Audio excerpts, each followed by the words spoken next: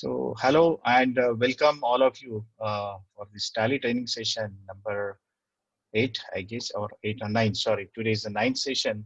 So, let's go through, what we have done in last two sessions because it's not very easy to go through all the sessions, and again, it is time consuming.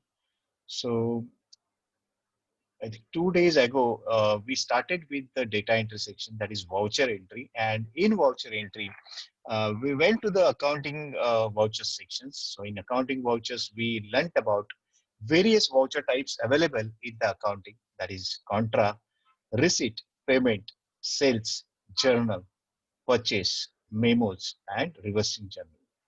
I hope all of you remember all these, different voucher types and the functionality of each voucher type. Of course, adhering to the accounting standards, basically whatever accounting standards we have, Tally has designed these voucher types according to the um, usage of each voucher, right?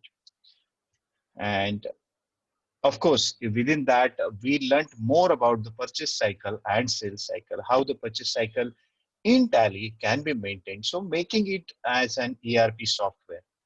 And again, I repeat my words like, still many people use it as a bookkeeping software. Bookkeeping software means what? Just debit, credit, and post the vouchers, take out certain reports and work, take them into Excel and then rework onto them. They are not using Tally software intelligently with all its fullest capabilities. They can explore so many things out of Tally. But I think, unfortunately, it's not. We do not see many people taking pains or maybe learning more to configure it to work the software according to their requirements.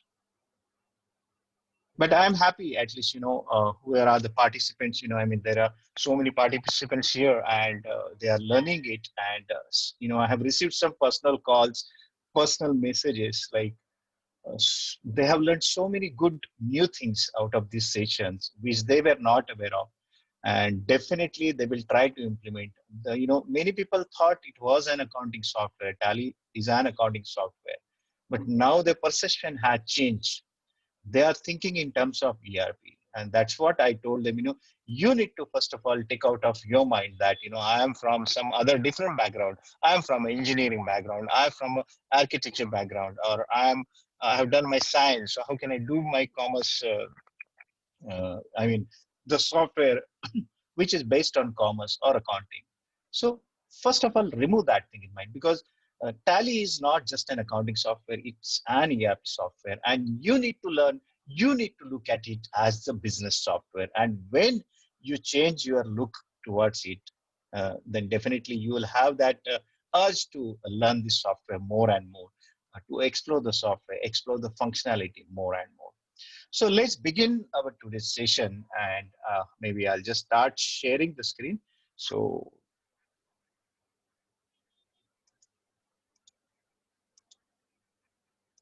yes, so this is the screen. This is the Tally screen. I hope all of you are able to view the screen. So this is the screen, and as usual, we'll select the same company. हम वही company को select करने वाले हैं जिसके ऊपर हम इतने सारे दिनों से हम जब से क्रिएशन हुआ है तब से, यानी हमारे सेशंस जब से स्टार्ट हुआ है तब से हम एक ही कंपनी में वर्क कर रहे हैं, and that company name is RIL company private limited. So I'm just choosing that company, just entering the credentials, that is login credentials, username A and password A. Right, I'm into the company now. Okay, straight away I'll move on to the accounting vouchers once again. We are doing it in parts, like, during our purchase cycle, we have learned about order vouchers as well, like purchase order and sales order. So almost, I think we are finished with this part. We are into accounting vouchers. Within accounting vouchers, we were learning F12 configurations. So, I started just run through with the F12 configurations because it may help you to cement that information in your mind. तो हमने क्या किया था कि sales के पहले हमने जो F12 फीचर्स है वो देख लिए थे. Enable supplementary details, allow separate buyers and consignee name. Use common ledger account for item allocation. आपको याद रहेगा तो मैंने आपको ये F12 yes और no करके इसका इफेक्ट कहाँ पे आता है वो बताया था। अगर आप इसको yes करते हो तो आपको ऊपर जो पार्टी नाम है सेल्स इनवॉइस में, पार्टी नाम के नीचे आपको सेल्स का लेजर दिखाई देता है और वो आप एक ही बार डिफाइन कर सकते हो। यानी इन case you have got multiple items, may be आपके पास आपके इनवॉइस में 20, 25, 50 आइटम्स है, तो you do not have to every time after stock item selection आपको लेजर सिलेक्ट नहीं करना पड़ता। ये लेजर सिलेक्ट क्यों करना पड़ता है? Basically to give an accounting effect. तो बेसिकली डेबिट आपका कस्टमर होता है, तो क्रेडिट सेल्स होता है, उसके बाद में आप सीजीएसटी एसजीएसटी यानी टैक्सेशन पार्ट अप्लाई करते हो। तो ये common ledger account for item allocation आपको ये हेल्प करता है कि it can use it can be defined once and it can be applied to all stock item what you select next, right? Use default for bill allocation. आपको ये भी बताया था कि ये जो बिल एलोकेशन जो होता है, ये जो आपकी टोटल विंडो है, इसके बाद में अगर ये आपका use default for bill allocation no है तो आपको न्यू रेफरेंस का विंडो आएगा। देखिए अभी यहाँ पे यस है, सॉरी इनफैक्ट अपने यहाँ पे अभी we do not have any entry and that's the reason that is not displayed. So in case you start, I mean, if you select and enter everything, it will show you the bill allocation window. Use voucher number as bill reference number for the bill allocation. Okay, जो आपका voucher number है वो आप bill allocation के लिए use कर सकते हैं। Provide additional description for stock item name. आपको additional description की window आती है, उसके लिए आपको yes करना है। Same way provide additional description for ledger name. अगर ledger name में आपको example याद रहेगा तो देखिए audit fees, professional fees का ledger choose किया था, उसके बाद में हमने description में लिखा था audit fees for the financial year 1920. Right, so this is the way you can provide additional description. यानी वो लेजर जो आपने चूज किया है उसके बाद में आपको एडिशनल कुछ उसका डिस्क्रिप्शन लिखना है, तो you can use these F12 configurations and activate these windows. One, if voucher exceeds 16 characters, GST में अगर 16 characters के ऊपर अगर आपका voucher number चला जाता है तो it doesn't accept, it throws an error. So Tally is asking whether should I warn you or not. Allow entry of rate inclusive of tax for stock item. ये भी मैंने आपको बताया कि अगर आपको इंक्लूडिंग टैक्स, यूजुअली हम क्या कहते हैं, sir this is my product cost plus 18% GST. यानी अगर मेरा 20,000 का प्रोडक्ट है उसके ऊपर मैं कहता हूँ 18% जीएसटी, सो 3,600 जीएसटी लग जाता है, सो 23,600 बिकम्स कॉस्ट, राइट? बट कभी कभार क्या होता है, आपको टू अट्रैक्ट द कस्टमर आप सीधा कहते हो सर मैं 21,000 इंक्लूडिंग टैक्स आपको देता। 21,000 इंक्लूडिंग टैक्स देते हो तो उसको रिवर्स कैलकुलेशन करना शायद कस्टमर के लिए, सॉरी द सेलर के लिए थोड़ा टाइम कंज्यूमिंग हो सकता है, या तो बिल एंट्री बनाने वाला जो आदमी है या तो जो यूजर है शायद उसको इतना कैलकुलेशन की बैकवर्ड कैलकुलेशन करने का पता नहीं है। तो ये ऑप्शन उनको काफी यूज में आता है कि आप टैक्स इंक्लूडिंग रेट वहां पे डाल दीजिए 21,000, टैली ऑटोमेटिकली बैकवर्ड कैलकुलेट करके आपको नेट अमाउंट और टैक्स अमाउंट में बाइफरकेट कर देगा। कैलकुलेट टैक्स ऑन करंट सब टोटल, ये भी मैंने आपको बताया था, ये एक्चुअली प्री वैट एरा में ये काफी यूज होता था, लेकिन अभी इसका यूसेज काफी कम हो गया because VAT and GST everything is automatically calculated taxation ledgers.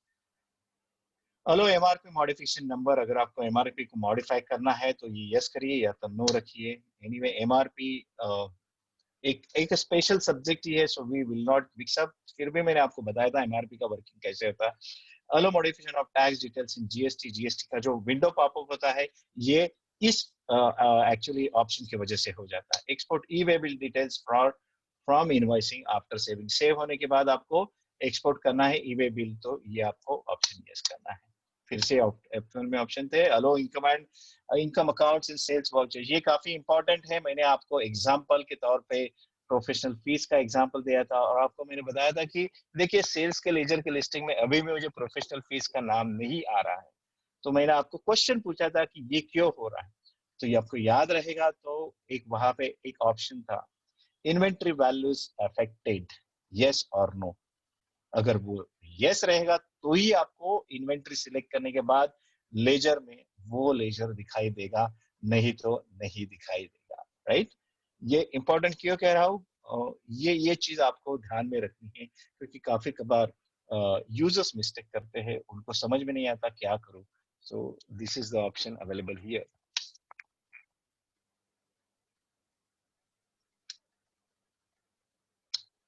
Of course ये दो पैरामीटर्स है, एक तो इन्वेंटरी वैल्यूज अफेक्टेड अगर आप स्टॉक आइटम के साथ यूज कर रहे हो, और दूसरे बात ये जो ऑप्शन है सेल्स वाउचर में अगर आपको इनकम अकाउंट यूज करना है, बेसिकली अकाउंटिंग स्टैंडर्ड के हिसाब से सेल्स वाउचर में इनकम अकाउंट्स यूज करने का ऑप्शन नहीं है. तो इसके लिए यहाँ पे ये ऑप्शन एक ऑप्शनल तौर पे दिया हुआ है. Get standard selling rate, sold last rate, if none, अगर प्राइस लिस्ट में नाम नहीं है तो स्टैंडर्ड लिस्ट से आप ये कर सकते हो, फेच कर सकते हो. Right, I think the rest of the things are very common. I trust, you know, I mean you need to, unless you work out, आप अगर होमवर्क नहीं करोगे तो आपको समझ में नहीं आएगा. एक ऑप्शन मैंने पेंडिंग रखा था, एक्टिवेट कैश ट्रेड डिस्काउंट, उसके बारे में जस्ट मैं आपको अभी बता देता हूँ. ये बेसिकली क्या करता है कि आपका F11 फीचर में, देखिए F11 की प्रेस करके मैं फीचर्स ऑप्शन में जा रहा हूँ. इसमें आपको इन्वेंट्री फीचर्स का ऑप्शन है. इन्वेंट्री फीचर्स में आपको एक ऑप्शन है use separate discount column in invoice. इसको मैंने यस किया हुआ है, और इसके वजह से क्या हो रहा है, अगर मैं इनवॉइस वाउचर में जाऊं और इफेक्ट सेल्स में देखिए यहाँ पे डिस्काउंट का कॉलम मुझे अलग से दिखाई दे रहा है. ये डिस्काउंट का कॉलम है जो अलग से मुझे दिखाई दे रहा है. अभी यही डिस्काउंट बेसिकली क्या करता है, आपके स्टॉक आइटम में से उतना डिस्काउंट रिड्यूस कर लेता है. राइट, ये स्टॉक आइटम में से बेसिकली उतना अमाउंट रिड्यूस कर लेता है. तो अगर मैं चूज करता हूं FG, right, this one, Mumbai godown है, और ये बैच में से मैं 100 सेल करना चाहता हूं. ओके, तो ये देखिए डिस्काउंट का ऑप्शन है. अगर मैंने यहाँ पे 10% डिस्काउंट दे दिया तो उतना अमाउंट माइनस होके बाहर आ गया. राइट, इतना अमाउंट माइनस होके बाहर आ गया, और यानी वो कॉलम में आपको दिखाई दे रहा है. सेम वे अगर मैं सेकेंड प्रोडक्ट चूज कर लूं और यहाँ पे भी मैं एक सपोज इसमें से मैं 10 क्वांटिटी बेच रहा हूँ, रेट सपोज मैं इसका 1800 रुपया में बेच रहा हूँ, या तो कहिए कि मैं ये इंक्लूसिव ऑफ टैक्स आइटम है, 2000 रुपया इसका रेट है. इसको मैं 5% डिस्काउंट दे रहा हूँ. राइट, इसके बाद मुझे डिस्काउंट कॉलम, जो अगर आपको याद है मैंने डिस्काउंट का एक कॉलम बनाया था, इसमें मैंने ऑप्शन दिया था कि ये जो है ये टाइप ऑफ लेजर डिस्काउंट है. ये नहीं डिफाइन किया था क्या, सॉरी एक मिनट. डिस्काउंट एक ही, सॉरी, कैश ट्रेड डिस्काउंट हमने क्रिएट किया था, कैश ट्रेड डिस्काउंट.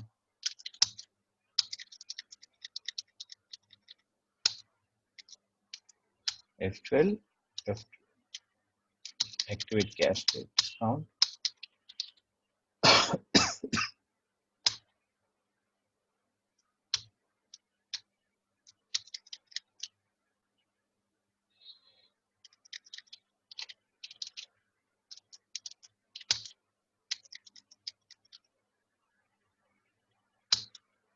डिस्काउंट है यहाँ पे भी.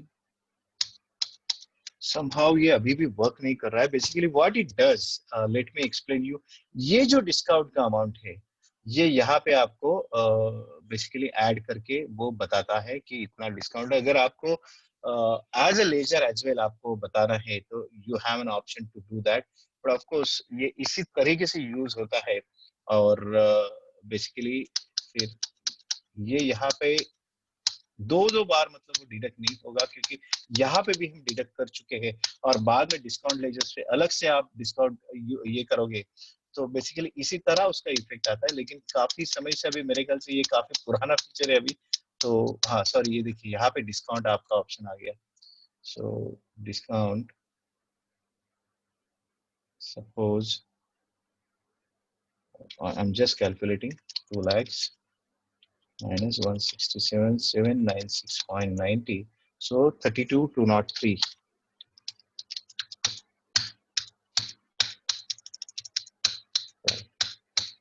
तो ये यहाँ पे आपको कैश ट्रेड डिस्काउंट यहाँ पे आपको आ जाएगा.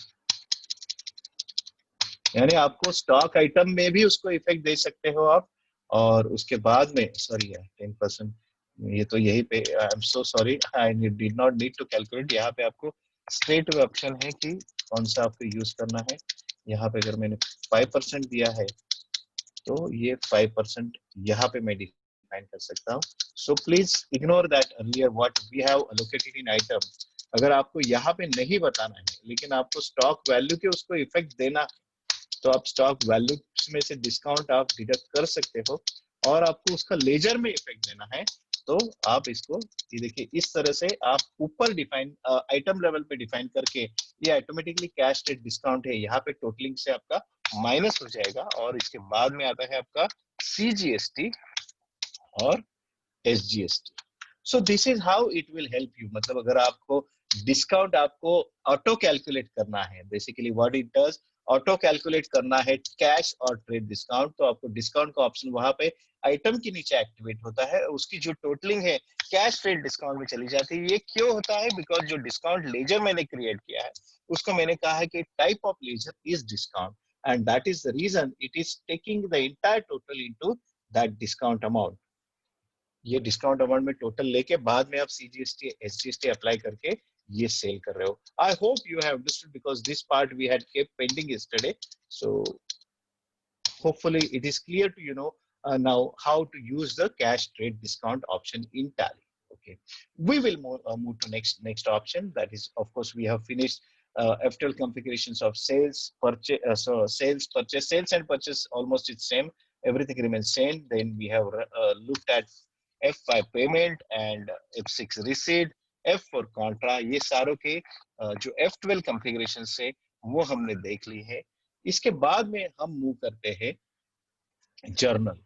जर्नल एक काफी इंपॉर्टेंट वाउचर है टैली में, बहुत इंपॉर्टेंट वाउचर है और बहुत डेंजरस वाउचर भी है। मैं क्या, दोनों दोनों तरह से मैं बोल रहा हूँ कि ये बहुत इंपॉर्टेंट वाउचर भी है और बहुत डेंजरस भी है। इंपॉर्टेंट इसके लिए कि जैसे मैंने कहा, tally is the control software, यानी इसके वाउचर एंट्री पे टैली का बहुत कंट्रोल है, यानी it will not allow user to make mistakes beyond the accounting standards. उन्होंने जो भी अकाउंटिंग स्टैंडर्ड्स हमारे सेट किए हुए या तो ऑल ओवर प्रैक्टिस किए जाते हैं उसके हिसाब से टैली सॉफ्टवेयर बना है। और इसके लिए आप देखोगे तो कॉन्ट्रा वाउचर में आपको बैंक या कैश के सिवा कोई भी लेजर नहीं दिखाई देगा। सेम वे आप पेमेंट वाउचर में जाओगे तो पेमेंट वाउचर में आपको डेबिट साइड में, अगर मैं पेमेंट वाउचर करता हूँ तो डेबिट साइड में आपको कैश या बैंक का लेजर दिखाई नहीं देगा। और इसके लिए मैंने आपको एक ऑप्शन बताया था कि आप बाईपास कैसे कर सकते हो। तो इसमें आपको एक ऑप्शन है, use payment receipt as contra voucher. अगर इसको यस किया है तो आपको वो बाईपास करने देगा। नो करता हूं तो आपको यहाँ पे कैश,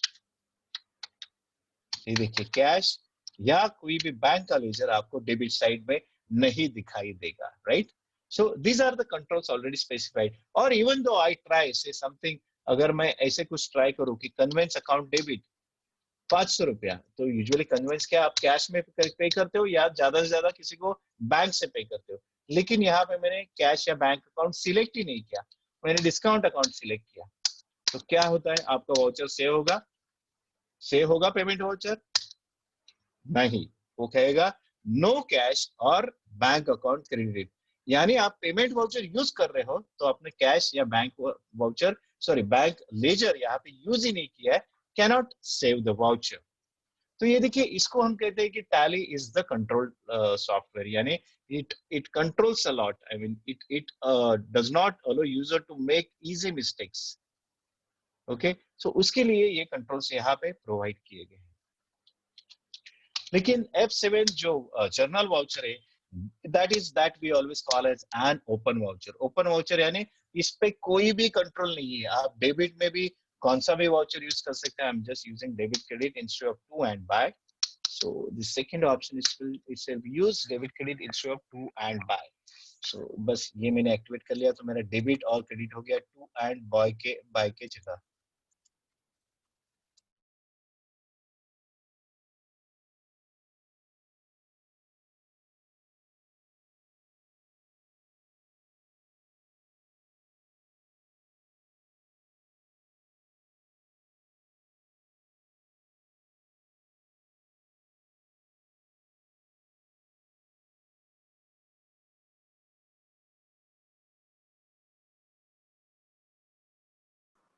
आवाज नहीं आता है, आवाज नहीं आता है।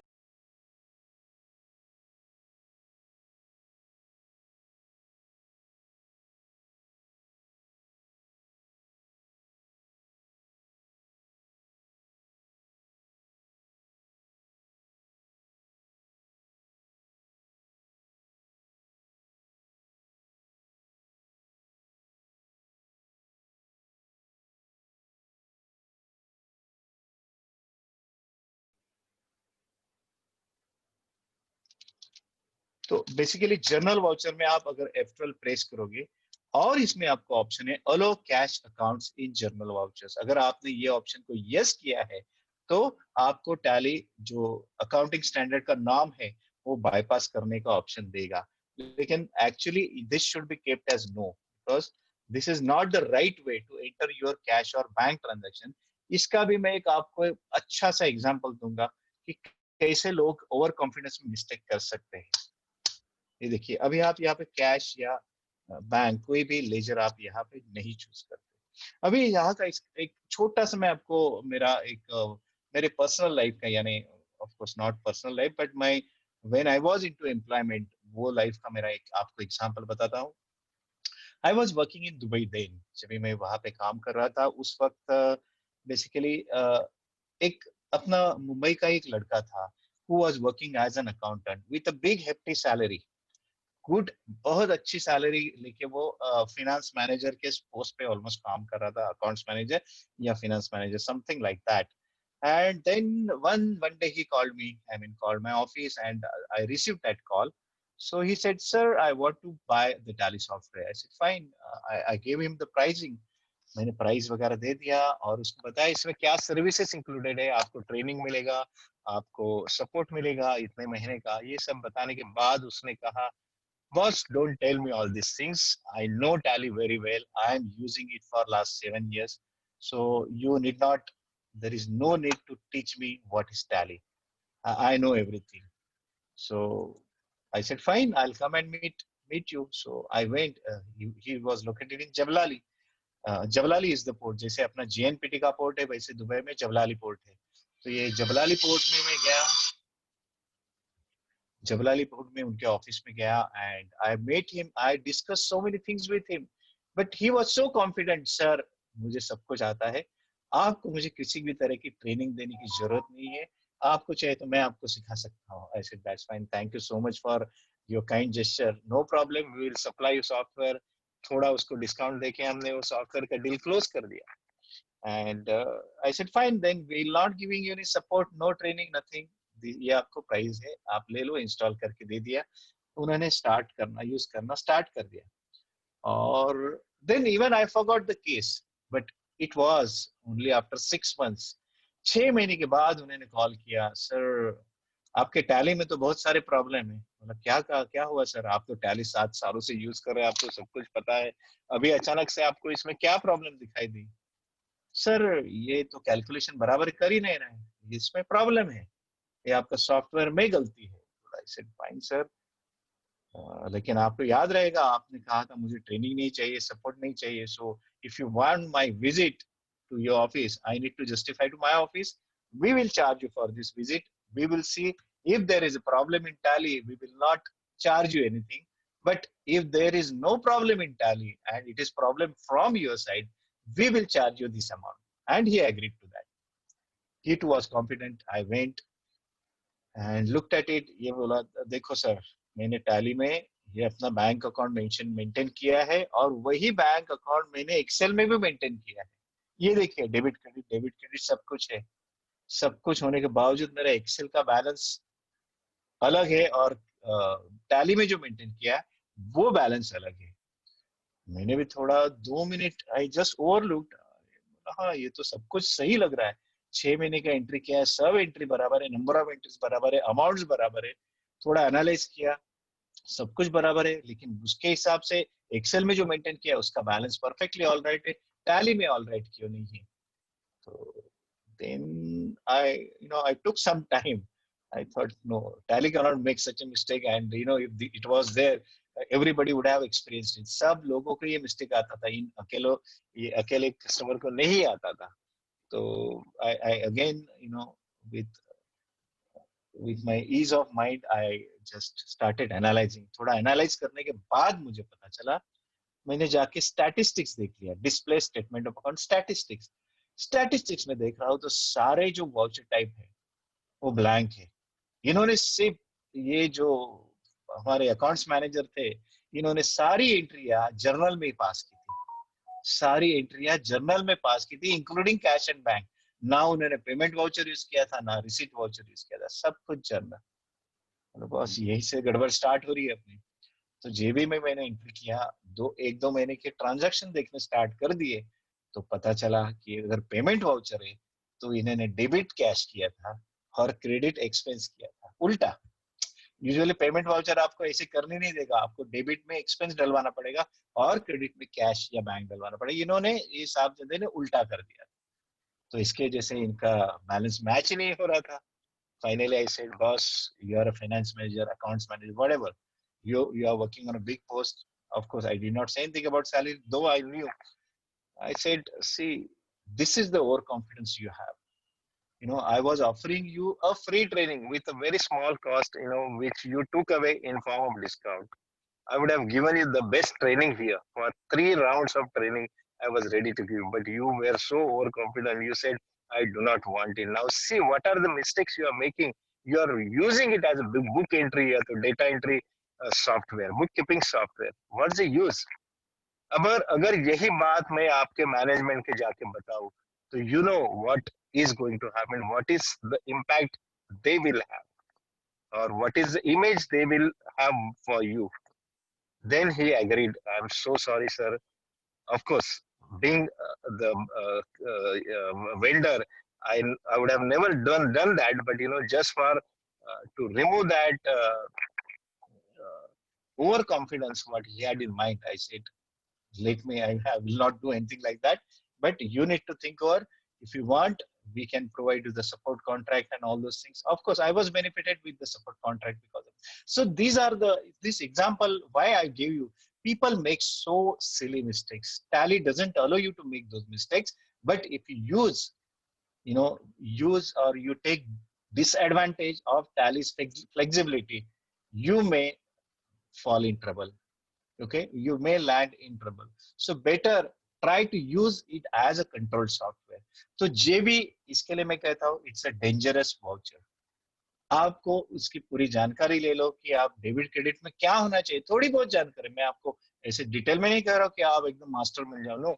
आपको सिर्फ ये 2-3 प्रिंसिपल्स याद रखोगे कि जेबी में आप कभी भी कैश और बैंक आपको यूज नहीं करना है, तो please stick to that, right. So this is the way JB basically. अगर आपको याद रहेगा तो आप ईयर एंड में डिप्रिसिएशन एंट्री पास करते हो, आपके जो भी फिक्स एसेट परचेस किए हुए या तो आपके फिक्स एसेट्स का जो भी आपका क्लोजिंग बैलेंस है उसके ऊपर आप डेप्रिसिएशन प्रोवाइड करते हो। तो ये आपको एंट्री हेल्प करती है डेप्रिसिएशन रिकॉर्ड करने में, प्रोविजंस रिकॉर्ड करने में। यानी अगर आपका कोई एक्सपेंस सपोज फरवरी मार्च में हुआ है और आपको उसका बिल शायद अप्रैल में मिलेगा, राइट। जैसे मैंने आपको ऑडिट फी का एग्जांपल बताया था कि chartered accountant usually what he does, he provides you bill in a next financial year for the previous financial year. तो आप क्या करते हो, उसका प्रोविजन करते हो। Audit fee payable, it's a liability. आप एक लायबिलिटी बनाते हो, audit fees payable, that is debit audit fees. यानी ये साल की ऑडिट फीस मेरी इतनी है और वो आप डलवाते हो ऑडिट फीस पेएबल में, राइट। सो ऑडिट फीस पेबल में डालने के बाद जब भी चार्टर्ड अकाउंटेंट आपको आपका बिल देता है तो you reverse it, right. then you make audit fees payable debit and credit to your chartered accountant's name or chartered accountant's firm name. That is how the provisional entry can be passed in JV. So depreciation entry, provisional entries, prepaid expense entries, all the JV types of entries can be entered in JV. Some people, of course, use it for recording income as well, like say उनको जैसे professional फी expenses उनको record करना है जो purchase में नहीं करना है, परचेस वाउचर में नहीं करना है, तो आप जेबी में कर सकते हो। जैसे professional fees account debit to XYZ company private limited और XYZ कंसल्टेंट्स प्राइवेट लिमिटेड, इस तरीके से भी आप जेबी पास कर सकते हो। I hope you would have understood by this time how JB works for you. So अगर आपको F12 में ऑप्शन देखने हैं तो यहाँ पे F12 में काफी सारे जेबी के लिए ऑप्शन है। ये सेम है आपको, जैसे मैंने कहा पेमेंट, रिसीट, कॉन्ट्रा और जेबी के लिए ऑलमोस्ट 80-85% ऑप्शन सेम है।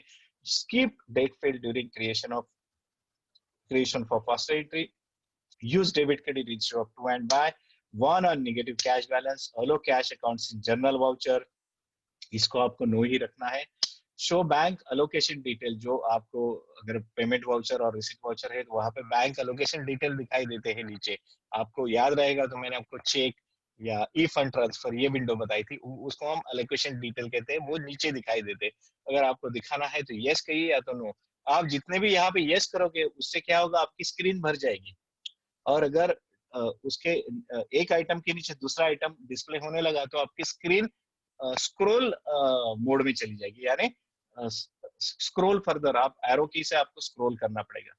Use reference account in general, ये मैंने आपको पेमेंट में बताया था। ये देखिए रेफरेंस नंबर यहाँ पे फील्ड है, अगर आपको रेफरेंस नंबर लिखना है तो आप रेफरेंस नंबर यहाँ पे स्पेसिफाइड, ये बेसिकली इसके लिए काम आता है। जेबी में आपका जेबी का नंबर एक अलग होता है और रेफरेंस नंबर में आप परचेस बिल का नंबर डालते हो, जो भी आप कस्टमर का परचेस बिल है वो यहाँ पे आप डलवा सकते हैं। Pre allocate bills for payment, receipt, voucher, ये भी मैंने आपको बताया। प्री एलोकेट में क्या होता है, अमाउंट में ना जाके आपको वेंडर का नाम सिलेक्ट करते ही बिल का डिटेल वहां पे दिखाई देता है, तो ये प्री एलोकेट ये काम करता है। Use defaults for bill allocation, ये भी मैंने बताया कि अगर आप ये इसको यस रखते हो तो आपको न्यू रेफरेंस का विंडो नहीं दिखाई देगी। So please choose this features carefully, choose this options carefully. Show tables of bills of selection, जो आपका बिल का विंडो आता है, बिल नंबर 1 डेट सो एट सो, ये ऐसा टेबल आता है, वो आपको दिखना चाहिए नहीं, ये आप चूज करते हो। Show final balances of bill, show bill wise detail, ये सारे ऑप्शन हम देख चुके हैं, so we would not be wasting more time onto that. I'll again urge you to go and practice it out. आपको जाके एवरीडे थोड़ा बहुत प्रैक्टिस करना ही चाहिए। F12 में F12 ऑप्शन है। शो कॉस्ट सेंटर डिटेल, अगर कॉस्ट सेंटर डिटेल को आप यस कहते हो तो ये जो कॉस्ट सेंटर चूज करते हो ना, ये आपको नीचे दिखाई देंगे। सपोज कन्वेंस है, कन्वेंस में मैंने लिखा 500 रुपया, ओके, तो ये जो कॉस्ट सेंटर का डिटेल है ये देखिए यहाँ पे दिखाई देता है। इसको नो रखेगा तो नो नहीं दिखाई देगा, ओके। चलिए एक जेबी का एंट्री हमें करना है, तो मैं एक डिप्रिसिएशन का लेजर क्रिएट करता हूँ। इसको मैं एक्सपेंस के अंदर डिफाइन करता हूँ, expense group.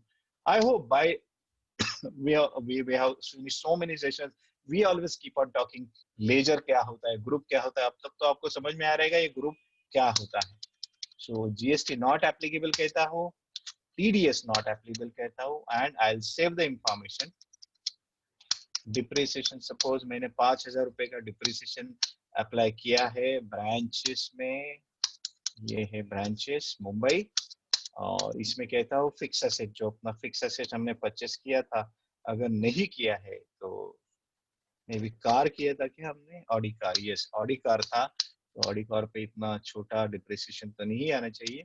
Suppose Audi car है, इसका वैल्यू चलिए 20 लाख पकड़ते, return down value, return down value यानी जब नई परचेस की थी तभी 50 लाख था, लेकिन एवरी ईयर का डिप्रिसिएशन क्लेम करके करके 3 साल में उसका वैल्यू जो है 20 लाख पे आ चुका है।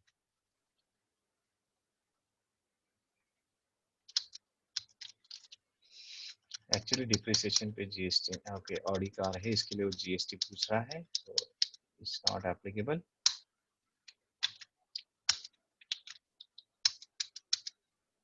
राइट, सो इस तरह से आप डिप्रिसिएशन का एंट्री पास करते हो। Credit to asset mean reduction of value in the asset. तो सपोज ये हम 1 लाख रुपया कहते हैं, 1 लाख रुपए का मैंने डिप्रिसिएशन कट लिया, तो 20 लाख का जो वैल्यू था आज 19 लाख हो गया। देखिए इस तरह से आप इसका वैल्यू रिड्यूस कर सकते हो। लेकिन जो नॉन अकाउंटिंग बैकग्राउंड के लोग हैं शायद उन्होंने डिप्रिसिएशन का नाम तो सुना है, लेकिन ये वर्क कैसे होता है, इसका कंसेप्ट क्या है, जस्ट 1 मिनट में बताना चाहूंगा। आप अगर काफी सारे लोग यहाँ पे मराठी हो तो हम उसको क्या झीज कहते हैं या तो घसारा कहते हैं। देखिए यानी कोई भी आप चीज नई परचेस करते हो कोई भी चीज आप नए मार्केट से परचेस करते हो तो पूरी पूरी वो बॉक्स पैक आती है, उस पर कोई स्क्रैच नहीं रहता, कुछ नहीं, सब नए कंडीशन में रहता है। बट आपने 1 महीना यूज कर लिया, 2 महीना, वो पुरानी होती जाती है, 1 साल बाद और पुरानी होती है। तो क्या उसकी वैल्यू वही रहेगी? अगर आपने फॉर एग्जांपल मोटर बाइक खरीदी है 1 लाख रुपए की, 1 साल बाद आप बेचने जाओ तो क्या आपको उसका 1 लाख रुपया वैल्यू मिल सकता है? नहीं, अनलेस एंड अनटिल वो एकदम बहुत डिमांड वाला आइटम है, इन्वेंट्री है कि जिसका अभी में मार्केट में स्केर्सिटी है, राइट? या तो उसका प्रोडक्शन बन चुका हो चुका है फॉर सम रीजन, और and you know it is treated as antique item, तो उसको आपको कॉस्ट मिल सकती है, नहीं तो नहीं मिलेगी। तो इसके लिए हम डिप्रिसिएशन चार्ज करते हैं। व्हाट कंपनी लॉ से, व्हाट गवर्नमेंट से, व्हाट आईटी डिपार्टमेंट से, आपका जो स्टॉक है, जो आपके पास फिक्स एसेट है, उसका वैल्यू उतना ही नहीं रहेगा, हर साल कम होते जाएगा। ओके, हर साल कम होते जाएगा, तो वो आप डिप्रिसिएशन के फॉर्म में आप आपके प्रॉफिट एंड लॉस अकाउंट में क्लेम कर सकते हो। यानी डिप्रिसिएशन आपके प्रॉफिट एंड लॉस अकाउंट में आपका प्रॉफिट कम कर देगा, right? So this is the way depreciation is charge and for the reason it is charge. So इस तरह मैं डिप्रिसिएशन का एंट्री यहाँ पे सेव कर रहा हूँ, इसको यस कर रहा हूँ, and it will be saved. Of course Tally does not have depreciation module, so if anybody is thinking कि हमें फिक्स एसेट मॉड्यूल भी इसमें चाहिए, तो you can maintain it in Excel and you have to pass the manual journal voucher to provide the depreciation in Tally. So इस तरीके से हम जनरल वाउचर का कैसे यूज होता है ये देख चुके हैं, और इसी तरह हम अकाउंटिंग वाउचर्स का सेक्शन फिनिश कर चुके हैं। मेमो यानी क्या है? इस नॉर्मल वाउचर, मेमो जैसे जर्नल जैसा ही वो ये वर्क करता है, लेकिन ये आपको कहाँ पे भी आपके बुक्स ऑफ अकाउंट्स को अफेक्ट नहीं करता। आप यहाँ पे कुछ भी फिगर डालो, ये आपके बुक्स ऑफ अकाउंट्स में अफेक्ट नहीं करेगा। इसके लिए इसको मेमो यानी मेमोरेंडम वाउचर, यानी कि आपको एक बस याद रखने के लिए या तो फॉर सम अदर रीजन आप इसको एज अ वाउचर यूज कर सकते हो। ओके, सेम वे था रिवर्सिंग जर्नल के बारे में। मैंने कहा कि जो वाउचर आपको जो अप्लाइड डेट है, जो भी एप्लीकेबिलिटी डेट है, उस दिन तक वो आपको आपके रिपोर्ट्स में दिखाई देता है, उसके नेक्स्ट डे वो ऑटोमेटिकली रिवर्स हो जाता है। लेकिन of course this does not reflect in your real books of accounts. आप इसका सिनारियो बनाते हो तो सिनारियो में आपको दिखाई देता है। अभी ये सिनारियो कहाँ पे? अकाउंट्स इन्फो और सिनारियो। अभी मुझे I don't think I need to explain it again because we already explained it multiple times what is budgets, controls, and what is scenario. Moving on to the next option, that is inventory vouchers, right? Inventory vouchers में अगर याद रहेगा तो ये सबसे important voucher type था stock journal. ये देखिए स्टॉक जर्नल आपको यहाँ पे दिखाई दे रहा है, स्टॉक जर्नल, राइट? ये स्टॉक जर्नल में आप अभी हमने क्या किया था? We had made manufacturing journal करके एक नया वाउचर टाइप बनाया था, याद है आपको? I think hope all of you should be knowing this thing. ये देखिए स्टॉक जर्नल टाइप का एक मैन्युफैक्चरिंग जर्नल हमने एक वाउचर बनाया था, और उसको ऑप्शन दिया था ट्रीट एज मैन्युफैक्चरिंग जर्नल। इसको आप मैन्युफैक्चरिंग जर्नल के तौर पे इसको ट्रीट करिए, तरीके से इसको ट्रीट करिए, राइट? और इस वजह से जो मेरा वाउचर का पूरा जो रूप था वही चेंज हो गया। देखिए ये अभी मैन्युफैक्चरिंग जर्नल जैसा प्रॉपर, मतलब जहाँ पे आप कंजम्पशन लिखते हो, आपने कहा क्या रॉ मटेरियल कंज्यूम किया। अगर आपको याद है कि एफजी का हमने एक एग्जांपल लिया था, स्टॉक आइटम एफजी में हमने बिल ऑफ मटेरियल स्पेसिफाई किया था। फिर से बताता हूँ क्योंकि ये मैं बार बार क्यों बताता हूँ कि आपके माइंड में वो रजिस्टर हो जाए बार बार देखने से। अगर आप प्रैक्टिस नहीं कर रहे हो तो ये देख के आपको पता चलेगा, हाँ हमने ये किया था, ये एक्टिविटी किया था। और इसके लिए मुझे यहाँ पे जैसे मैंने फिनिश गुड्स यहाँ पे चूज किया, फिनिश गुड्स चूज करने के बाद उसका जो रॉ मटेरियल का लिस्ट है यहाँ पे डिस्प्ले हो चुका है। बाद में अगर याद है आपको तो हमने एक मिनट, अगर आपको याद रहेगा एक्सपायरी डेट से हमने एक को प्रोडक्ट बाय प्रोडक्ट भी बनाया था यहाँ पे। यानी मैंने आपको केमिकल का भी एग्जांपल दिया था कि आपका कुछ बाय प्रोडक्ट बनता है तो यहाँ से बाय प्रोडक्ट प्रोसेस 1 में आपका बाय प्रोडक्ट भी निकल सकता है, तो उसकी इंफॉर्मेशन भी आप यहाँ पे दे सकते हो, राइट? और इसके बाद में एडिशनल कॉस्ट के बारे में मैंने कहा था कि मेरा लेबर चार्जेस इतना गया, which should be added to my stock item cost, जो भी मेरा फिनिश गुड्स प्रोड्यूस हुआ है उसके कॉस्ट में। अभी देखिए हमने कुछ अमाउंट लिखी नहीं, क्वांटिटी लिखी नहीं, इस वजह से because we did not specify in quantity. यहाँ पे अगर मैं 500 की क्वांटिटी लिखता हूँ तो देखिए सारे कैलकुलेशन आपके सामने आ जाएंगे, राइट। एलोकेशन सपोज 10% है तो ये 10%, लेबर चार्जेस इतना है, इलेक्ट्रिसिटी एंड वाटर चार्जेस अगर मैं कहता हूँ ये 5% है, ये 10% है, तो इतना ये स्टॉक को मेरा ऐड हो सकता है। आगे आपको समझ में, अभी ये मैन्युफैक्चरिंग जर्नल क्या था और मैन्युफैक्चरिंग जर्नल का इफेक्ट कहाँ पे जाता है, ये भी मैंने भाई आपको बताया था कि स्टॉक सर्वे में कैसे ये जो लेफ्ट साइड में जितने आइटम चूज किए हैं वो रिड्यूस होते हैं, और राइट साइड में जो मैं आइटम लिख रहा हूँ या तो टॉप में जो आइटम मैं लिख रहा हूँ ये मेरे स्टॉक में ऐड होते हैं with the help of manufacturing journal. अगर आपको मैन्युफैक्चरिंग जर्नल नहीं यूज करना है तो आप स्टॉक जर्नल से भी ये एंट्री पास कर सकते हो, लेकिन आपको काफी चीजें यहाँ पे मैन्युअली डिफाइन करनी पड़ती है। जैसे ये रॉ मटेरियल 1, बाद में रॉ मटेरियल 2, ये क्या आपको हमेशा सिलेक्ट करते रहना पड़ता है। You have to always calculate it and put it on.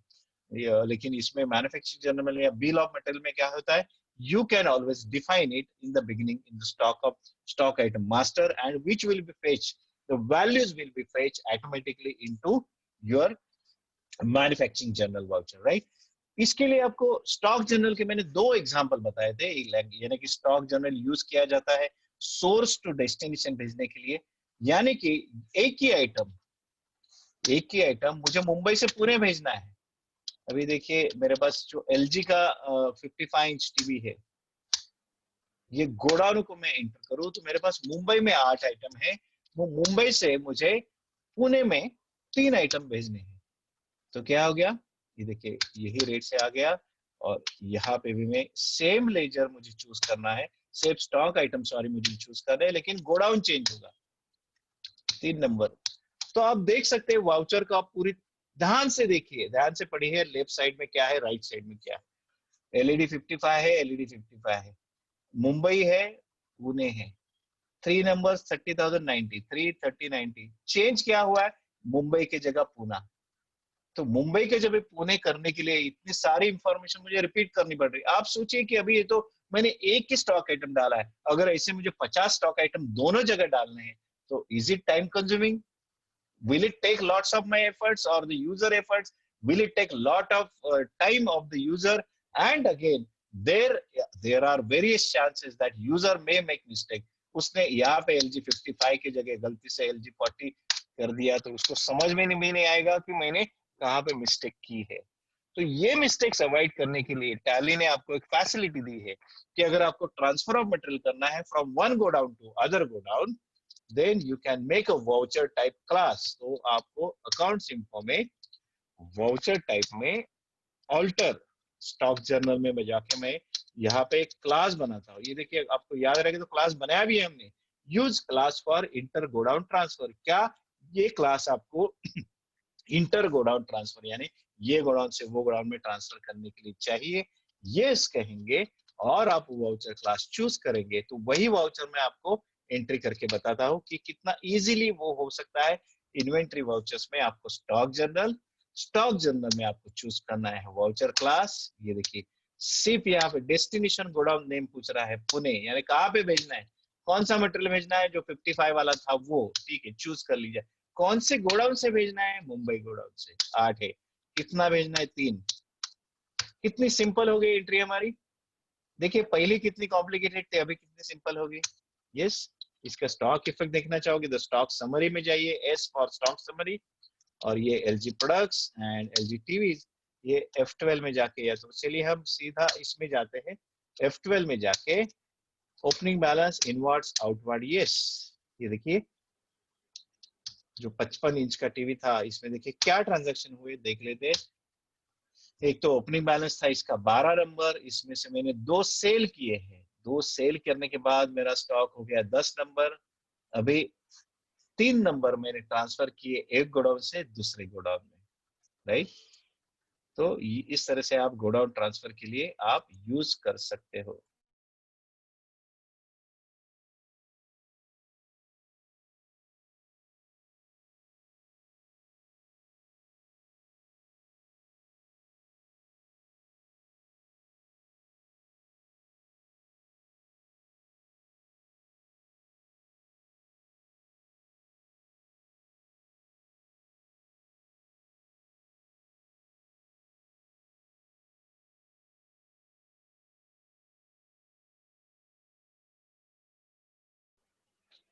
Yeah, sorry, my mic had gone to mute.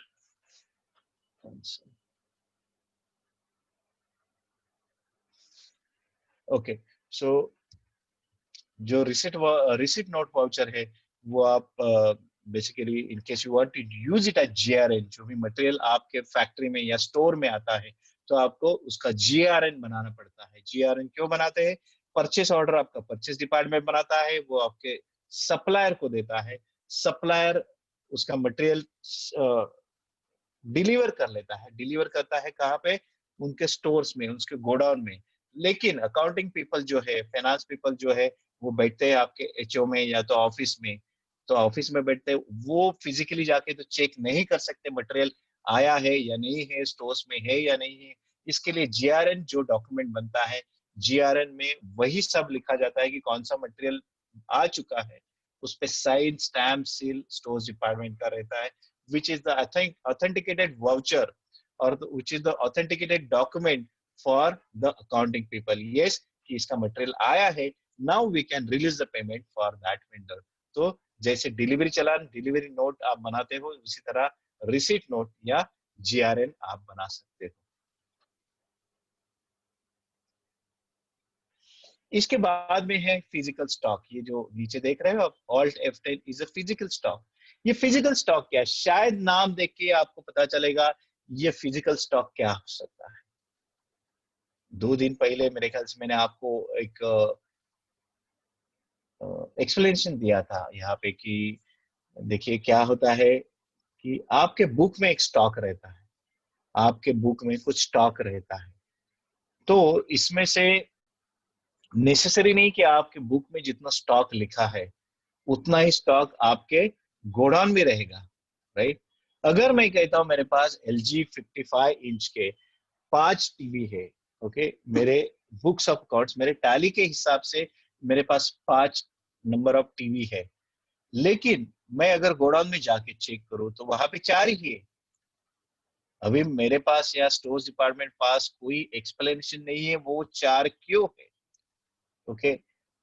तो शायद चोरी हो चुका है, या तो कहाँ पे मिसप्लेस हो चुका है, या तो कभी तो हमने कहाँ पे ट्रांसफर किया है लेकिन उसकी एंट्री यहाँ पे अपडेट नहीं हुई है।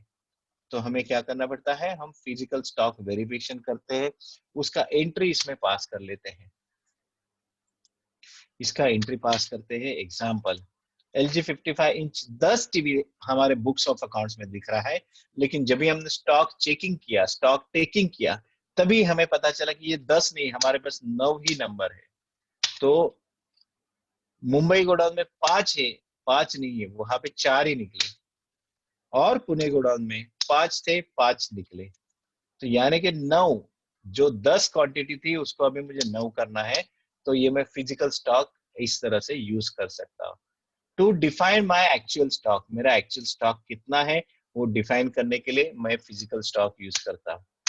यस, देखिए स्टॉक समरी में जाओ, मैं फिर से LG प्रोडक्ट्स में, LG टीवीज में F12, ये देखिए ऑटोमेटिकली 9 हो गया, पहले 10 था, याद है आपको?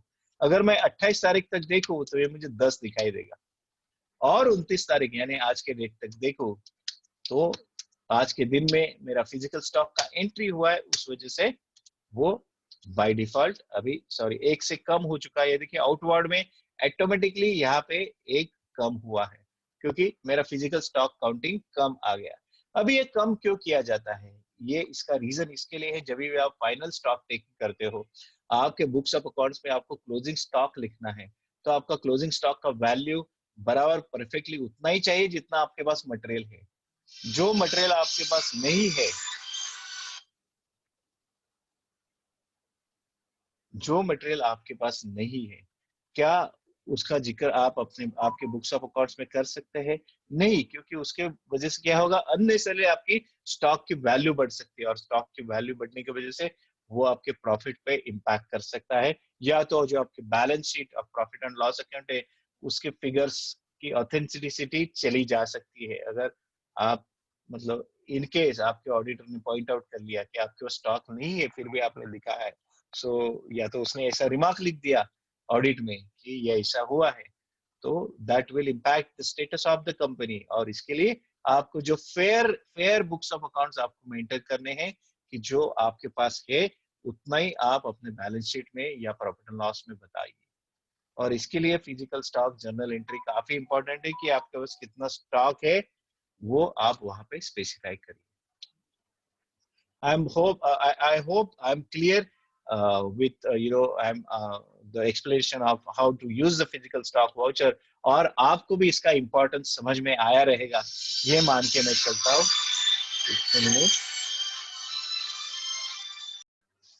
तो इस तरह आप फिजिकल स्टॉक एंट्री आप कर सकते हो, और फिजिकल स्टॉक का इम्पोर्टेंस क्या है, ये किस लिए यूज किया जाता है, ये सारी जानकारी एटलीस्ट मैं थोड़ी बहुत जानकारी आपको दे सका हूँ। और आपको अभी और अगर डिटेल में आपको इसको एक्सप्लोर करना है तो definitely you can read the books related accounting and physical stock and closing stock, stock maintenance as per company law. अगर आपको इन डिटेल जाना है तो ये थोड़ा इन जनरल जो इंफॉर्मेशन है मैं आपको दे चुका हूँ, right. So we will move on to, already we have covered order vouchers, so I don't think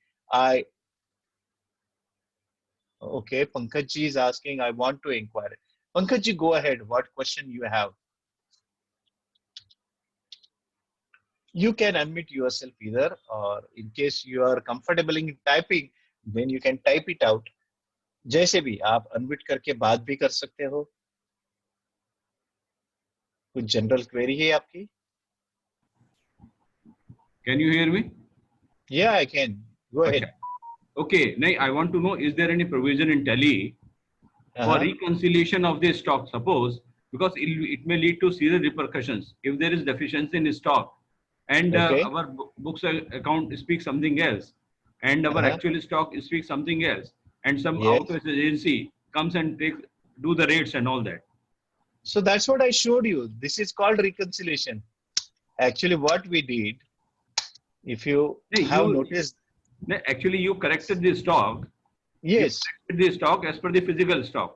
Correct. But we have to account for the missed one. What has happened? Theft has taken place, or suppose it's a safe zone or something. It has been surreptitiously removed to the domestic area like this. So is there any provision for? No. Because being a software, yeah. यहाँ पे इसमें कोई provision नहीं कि it can track the outside movement. Now, in case there is a theft or in case there is a misuse, the third-party audit agency or the management has to take call. The management had to take the call कि in case they want to inquire further, they want to get into investigation mode, which Tally software cannot handle. Actually, it's beyond controls of Tally software, or beyond the purview of the software. So that's the reason I said, you need to do it through external agency. Yeah, Tally can just maintain your books and the business accounting transaction. It can correct the transactions. So there is no scope in Tally, provision in the Tally, so that we can put some remark that this aspect is to be investigated by their internal audit team. Or something. See, if you want to write in narration something, you can write. Okay. See, if you want to write narration, you can write. Okay. Yeah. Okay. Thank you. Yeah, or you can write the reason for in case you know the reason that goods damaged. For example, LG screen damaged. Or under investigation by the internal audit or team of the company. Yes. You can write the way. Because that will create transparency. Yes. Even यहाँ पे भी, in case you want to write some description, you can write a description. So you can write a story actually. This description field is so big. Whatever you want to write, you can just keep on writing, and Tally will allow you to write. Okay. Thank you. Okay. Thank you. Right. So in this way, we have finished with voucher entry section, that is accounting vouchers, inventory vouchers, and order vouchers. I said order vouchers already. I have shown you how to make a purchase order, how to make a sales order, and that's it. I think nothing. I do not see any other such important voucher other than what I've shown, or rather I have covered almost everything except for some these job costing vouchers, job workout and job workout in, because that is a separate section itself, and which we are not going to cover in this training session unless until there is specific requirement. Then we can hold a separate session for someone upon request. Then utilities. Utilities is nothing but you need to in case you want to import the data. Importing of data can happen from software to software, Tally to Tally, or from other software to Tally. Yeah. So if you go to import, you have master. So in case you have XML file, you can export it in. The best example is suppose I am already working on to a company. एक already company पे मैं काम कर चुका हूँ जिसमें मैंने मेरा स्ट्रक्चर बनाया है, यानी chart of accounts, list of accounts. मैं हमेशा आपको बताते आया हूँ, आपको याद रहेगा डिस्प्ले लिस्ट ऑफ अकाउंट। ये जो डिस्प्ले में लिस्ट ऑफ अकाउंट है, इसको मैं एक्सपोर्ट कर सकता हूँ। ये अभी मैंने सपोज ये मैंने पूरा बनाया है, 2000 वाउचर लेजर बनाया है सपोज। ये मुझे ऐसे के वैसे सेम टू सेम मुझे दूसरे कंपनी में कॉपी करना है, तो I have an export command. यहाँ पे ये जो एक्सपोर्ट कमांड दिखाई दे रहा है, इसके थ्रू, इसके जरिए मैं इसको एक्सपोर्ट कर सकता हूँ। ये देखिए यहाँ पे मुझे डिफरेंट ऑप्शंस आते हैं। एस्काई यानी डेटा इंटरचेंज। डेटा इंटरचेंज यानी सॉफ्टवेयर टू सॉफ्टवेयर मुझे ट्रांसफर करना है, तो मुझे कौन से फॉर्मेट काम में आ सकते हैं? एस्काई, एक्सएमएल, बस ये दो ही आ सकते हैं, ASCII, XML. Excel to certain extent, अगर आपका एक्सेल से टैली में इंपोर्ट करने के लिए फॉर्मेट प्रोग्राम बनाया है, टीडीएल बनाया है, तो ये पॉसिबल है। Otherwise Excel is not easy format. But yes, same way XML अगर मुझे यहाँ से दूसरे कंपनी में करना है, तो मैं एक्सएमएल डेटा इंटरचेंज के लिए यूज कर सकता हूँ। ये देखिए एक्सपोर्ट लोकेशन, आपका ये फाइल कहाँ पे सेव होना चाहिए आप डिफाइन करते हो। Open exported folder, yes. आपको कौन से मास्टर चाहिए? लेजर चाहिए, ग्रुप चाहिए, गोडाउन चाहिए, करेंसी चाहिए, या तो सारे चाहिए? You can define it all. All master चाहिए तो मैं ऑल कहता हूँ। इंक्लूड डिपेंडेंट मास्टर, यानी इसके ऊपर जो भी डिपेंडेंट मास्टर है वो भी आपको इंक्लूड करने हैं, तो यस। अगर ये ऑप्शन, लास्ट का ऑप्शन जरा ध्यान से देखिए, export closing balances as opening. कभी कभार क्या होता है कि यूजर्स जो है at the end of the year उनको नए फाइनेंशियल ईयर के लिए नया कंपनी ही बनानी होती है। वो बोलते हैं हमें इस सेम कंपनी में कंटिन्यू नहीं करना है, तो वो क्या करते हैं, एक नया कंपनी बनाते हैं, इसमें से लेजर या तो सारे मास्टर एक्सपोर्ट करते हैं, और ये ऑप्शन को यस कहते हैं, export closing balances as opening. तो कौन सी डेट के लिए आपको चाहिए?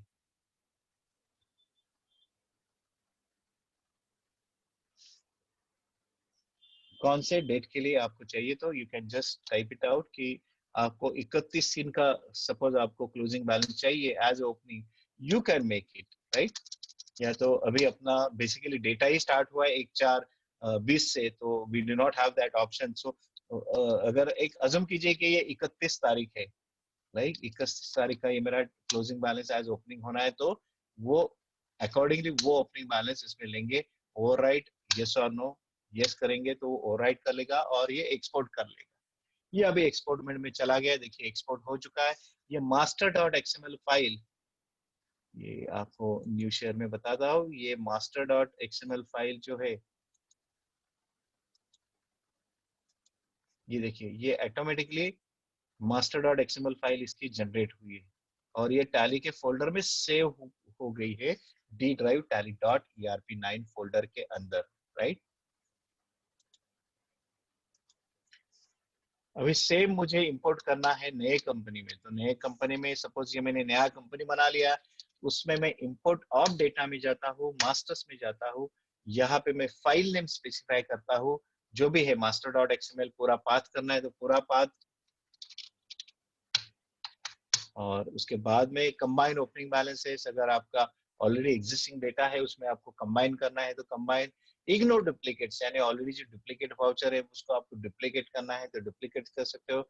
मॉडिफाई विथ न्यू डेटा करना है तो मॉडिफाई विथ, ये इस तरह से डिफरेंट ऑप्शन आपको इंपोर्ट ऑफ मास्टर्स के लिए आ जाते हैं, राइट। सेम वे आप वाउचर्स कर सकते हो, बैंक डिटेल्स करना है बैंक डिटेल्स करते हो, या और एक सिंक्रोनाइजेशन है, सिंक्रोनाइजेशन यानी दो ब्रांच का डेटा आप सिंक्रोनाइज करना हो चाहते हो तो आप वो कर सकते हो। यानी क्या, सपोज मेरे पुणे में ब्रांच है, मुंबई में भी ब्रांच है, दोनों जगह पे डेटा एंट्री हो रही है, वहां पे भी सेल्स वाउचर बन रहे हैं, यहाँ पे भी सेल्स वाउचर बन रहे हैं, लेकिन मेरा डेटा ऑनलाइन नहीं है, टैली का डेटा ऑनलाइन नहीं, यानी वेब बेस्ड नहीं है, क्लाउड पे नहीं है। तो क्या हो रहा है कि मेरे दो सेपरेट डेटाबेस बन रहे हैं, बॉम्बे का अलग, मुंबई का अलग, और पुणे का अलग।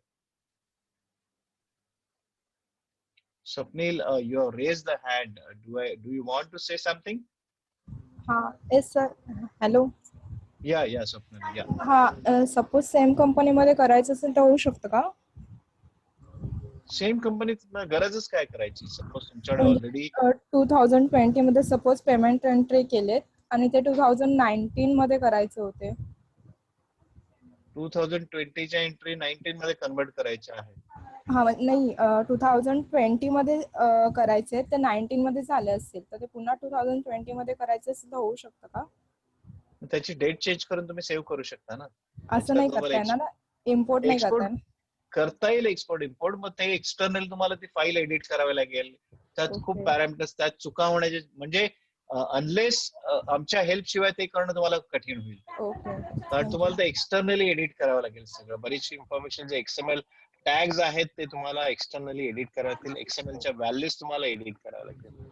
तेवढं नॉलेज असेल, तुम्ही एकच व्हॅल्यू चेंज करून चालत नाही, त्याच्या डिपेंडंट व्हॅल्यूज बऱ्याच असतात, त्या चेंज कराव्या लागतील. So be careful with that. Best way, तुम्ही जर ऑलरेडी 19 मध्ये एंट्रीज आहेत which you want to copy it into 2020, for that I think I can show you how you can copy from one voucher to other. We have a duplicate command. Suppose same voucher मुझे duplicate करना है, देखिए 29/5/2020 में मैंने voucher बनाया है, ये मुझे 28 तारीख को भी बनाना है. तो मैं यहाँ पे क्या कर रहा हूँ, ये पर्टिकुलर वाउचर पे आके on this particular voucher I have duplicate command. ये नीचे आपको डुप्लीकेट कमांड दिखाई दे रहा है. ऑल्टर टू जो डुप्लीकेट कमांड है, I need to mute all.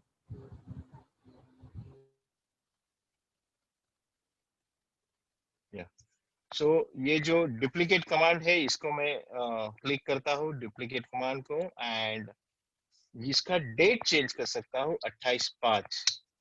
I can save by pressing Ctrl+A.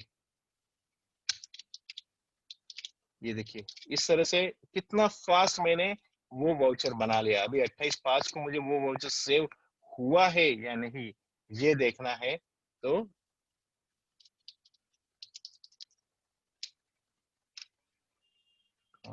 Payment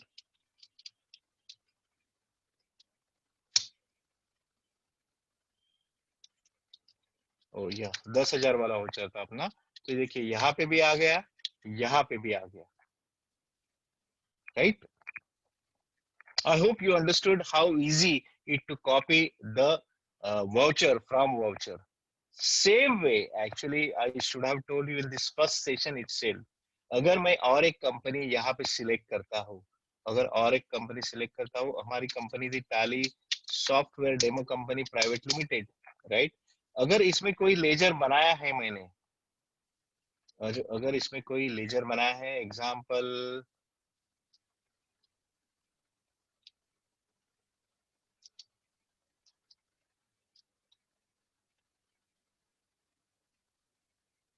transport charges शायद, या तो टीडीएस प्रोफेशनल फीस है, इसको मैं कॉपी करना चाहता हूँ मेरे दूसरे कंपनी में, राइट. तो यहाँ पे कंपनी का ऑप्शन दिखाई दे रहा है. ऊपर देखिए कौन सा कंपनी है, आप देखिए यहाँ पे टैली सॉफ्टवेयर दिख रहा है आपको, कर्सर मूवमेंट पे देखिए, tally software private limited, sorry tally software demo company private limited. यहाँ पे इस कंपनी के में से जो लेजर है टीडीएस प्रोफेशनल फीस, मैं आरआईएल कंपनी में कॉपी करना चाहता हूँ. तो मैं सीधा F3 प्रेस करके यहाँ पे कंपनी चूज करूंगा, Ctrl+A करके सेव कर लूंगा. सॉरी ऑलरेडी एग्जिस्ट है, इसके लिए वो कर नहीं पा रहा है. लेकिन इस तरीके से आप इजीली आप कोई भी लेजर भी आप कॉपी कर सकते हो, या तो एक कंपनी से दूसरे कंपनी में आपको कोई वाउचर कॉपी करना है. फॉर एग्जांपल ये वाउचर मुझे टैली सॉफ्टवेयर डेमो कंपनी से मुझे आरआईएल कंपनी प्राइवेट लिमिटेड में, देखिए ऊपर जो दिख रहा है आपको टैली सॉफ्टवेयर डेमो कंपनी, ये एक्टिव कंपनी है, इसको हमें डुप्लीकेट करना है. तो आपको ये डुप्लीकेट कमांड रन करके, सॉरी F3 प्रेस करके आपको यहाँ पे कंपनी चेंज करना है, आरआईएल कंपनी, और सेव करना है. Ctrl+A, सेव हो गया. अभी F3 करके अगर मैं आरआईएल में जाऊं और देख लू कन्वेंस वाउचर आ गया, देखिए 500 का आ गया यहाँ पे, राइट. इस तरीके से आप वाउचर एंट्री डुप्लीकेशन कर सकते हो from one company to other company, या तो मास्टर कॉपी कर सकते हो from one company to other company. Okay.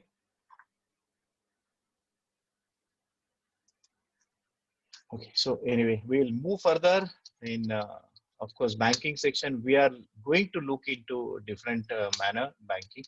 Synchronization की मैं बात कर रहा था. अगर आपकी मुंबई और पुणे में दो अलग अलग ब्रांचेस है तो आप डेटा सिंक्रोनाइज कर सकते हो. सिंक्रोनाइज का सेटअप हमें कराना पड़ता है. यहाँ पे दोनों जगह पे डेटाबेस मेंटेन होता है. वहां पे अगर आपका सेल सीरीज डिफरेंट है, पुणे का है तो पुणे से स्टार्ट होती है, प्रीफिक्स आपका PUN है, मुंबई है तो MUM से होता है. लेकिन दोनों आपको सिंक्रोनाइज करना है, दोनों अलग अलग वाउचर टाइप में. तो at the end of the day और at the interval of 1 hour, 2 hour, 3 hours, जैसे आप चाहो, वन बटन क्लिक पे आप यहाँ का डेटा वहां का डेटा यहाँ सिंक्रोनाइज कर सकते हो. This is the example of synchronise and which is one of the TSS feature. जो TSS के बारे में मैं आपको हमेशा बताते आ रहा हूँ कि TSS आपको क्या क्या बेनिफिट देता है. तो अपडेट्स देता है, सिंक्रोनाइजेशन फीचर देता है, login as remote user feature allow करता है आपको. ऐसे इस तरह से काफी बेनिफिट्स आपको TSS से मिलते हैं. बैंकिंग में आपको फिर से एक may be before we finish our training sessions, हमारा ट्रेनिंग सेशन फिनिश होगा जब भी हम GST और TDS के बारे में सीखेंगे, टैक्सेशन मॉड्यूल के बारे में सीखेंगे, उसी वक्त हम बैंकिंग भी सीखने वाले हैं. काफी छोटा मॉड्यूल है, मतलब even though there are so many options but very useful options. We will run through each and every option जो आपको जानकारी देगा कि आप बैंकिंग किस तरह से टैली में यूज कर सकते हैं. Audit and compliance is meant for chartered accountants, so we are not going to look into that because this is a statutory audit. So Form 3 JC 3BC and all those things are available in this, right? Audit generals, ये काफी सारी audited की auditors के लिए जो information है ये यहाँ पे आप डिफाइन कर सकते हो. Form 3CD on the बाद में we will move on to the last important section of Tally menu, that is gateway of Tally menu, that is reports. It's a very huge menu, though it looks very small. Like you can see balance sheet, profit and loss account, stock summary, ratio analysis, and display. But your display here, that is a monster. You know, if you go to display, you will have trial balance, day book, account book, blah, blah, blah, blah, blah. So many things. And after that, in accounts book, you have got again multiple options. Same way, statement of accounts में you have got multiple options. Inventory books में multiple options है. Statements of inventory है, right? तो शायद मुझे लग रहा है कि हमारा सेशन जो है आज हम फ्राइडे है, Saturday, we will be able to finish up by Tuesday. Because yesterday I was having talks with Rajesh ji, so he was asking when can we finish. So I thought we'll be able to finish by Monday, but it seems looking at pending topics, I think we will be able to finish it by Tuesday, right? We will try, we will try as far as possible because even though it looks big, we can go through each and every report, which are very easy. So we'll go to balance sheet first without wasting much time. यहाँ पे balance sheet में मैं आ गया. ये देखिए मेरा balance sheet. जैसे आप data entry करते हो, what Tally does for you, whenever you start doing data entry, आप master बनाए, vouchers बनाते हो, उसके बाद में जो आपका balance sheet and profit and loss है, ये automatically impact हो जाता है. Automatically आपका यहाँ पे balances दिखाई देना चाहिए. देखिए audit of car के लिए अगर आप देखोगे, तो यहाँ पे मैंने 20 lakhs का यहाँ पे ओपनिंग बैलेंस दिया था. उसके बाद में मैंने एक डेप्रिसिएशन की एंट्री पास की 1 लाख रुपए की. इसके लिए यहाँ पे 19 लाख अभी बैलेंस दिखाई दे रहा है. So Tally allows you to drill down the information from one level, from the upper level to the voucher level. आप अंदर जाके पूरा उसका जो सोर्स है जहाँ पे वाउचर बना है वो लेवल तक जाके इसका इंफॉर्मेशन ढूंढ सकते हो. Right? So you have got asset and you have got liabilities. ये normal T structure balance sheet है. अभी F12 में क्या ऑप्शन है ये मैं आपको बताऊंगा. एक तो आपको वर्टिकल बैलेंस शीट देखना है तो आप यस करिए. तो आपको इस तरह से सोर्सेस ऑफ फंड्स और एप्लीकेशन ऑफ फंड्स, इस तरह से आपका वर्टिकल बैलेंस में चेंज हो सकता है. फिर से F12 में देखूं तो शो परसेंटेज, अगर आपको शो परसेंटेज देखना है तो आप परसेंटेज वाइज भी देख सकते हो. सिंपल ऑप्शन से इसके बाद में शो वर्किंग कैपिटल फिगर। अगर आपको वर्किंग कैपिटल फिगर देखने हैं तो यहाँ पे वर्किंग कैपिटल के फिगर्स भी आप देख पाओगे, वर्किंग कैपिटल क्या है, राइट। बेसिकली अगर आप टी फॉर्मेट में देखो तो आपको one side show profit and loss as a liability. बाद में method of showing balance sheet, आपको लायबिलिटीज एसेट्स की तरह देखना है या एसेट लायबिलिटीज की तरह देखना है। अगर आप एसेट लायबिलिटीज देखना चाहते हो तो आपका एसेट ये बाजू में पहले एसेट था, ये अभी लेफ्ट साइड में मूव हो गया, लायबिलिटीज जो लेफ्ट में था वो राइट में चला गया। But basically usually we all of the people prefer it liabilities asset, right, this way. Appearance of name alias, आपको याद है मैंने अलायस के बारे में कहा था, तो आपको नेम अलायस ऐसे दोनों दिखना चाहिए, तो नेम अलायस आपको दोनों तरह से दिखेंगे, यानी नेम भी दिखाई देगा और ब्रैकेट में अलायस भी दिखाई देगा। Factor of scale, scale factor for values, आपको क्रोस में देखना है, हंड्रेड्स में देखना है, लैक्स में देखना है, मिलियंस में देखना है, 10 लाख में देखना है, 10 मिलियंस में, इतने सारे ऑप्शंस यहाँ पे अवेलेबल है। देखिए आप अगर कभी न्यूज़पेपर पढ़ते हो तो काफी कबार एक न्यूज़पेपर में आपको आप नोटिस देख पाओगे कि audited results declared in the newspaper. तो काफी सारी जो कंपनीज है उन्होंने वो अपने ऑडिटेड रिजल्ट डिक्लेयर करते हैं और उसमें बैलेंस शीट भी बताते हैं, और बैलेंस शीट में वो बताते हैं कि the figures are in crores, यानी एक 500 करोड़ है तो वो 500 ही दिखाएंगे, ऊपर लिखेंगे in crores. Show base currency symbol, अगर आपको बेस करेंसी सिंबल दिखाना है तो आप यस करिए या तो नो रखिए। तो ये थे F12 के ऑप्शन। अभी राइट साइड में बटन कौन से है ये देख पाएंगे, शायद ये जो कंपनी का फीचर मैं आपको ऑलरेडी दिखा चुका हूँ। अगर कंपनी चेंज करनी है तो आप इस तरह से कंपनी चेंज कर सकते हो, तो आपको वो कंपनी का रिपोर्ट दिखाई देगा। बाद में वैल्यूएशन, जो स्टॉक वैल्यूएशन है आपको कैसे चाहिए, देखिए अभी आप स्टॉक की वैल्यू देखोगे यहाँ पे तो हमारा स्टॉक का वैल्यू दिखाई दे रहा है 24,73,714। अगर इसका मैं वैल्यूएशन चेंज करके फर्स्ट इन फर्स्ट आउट कर दूं तो भी सेम है, वन सेक,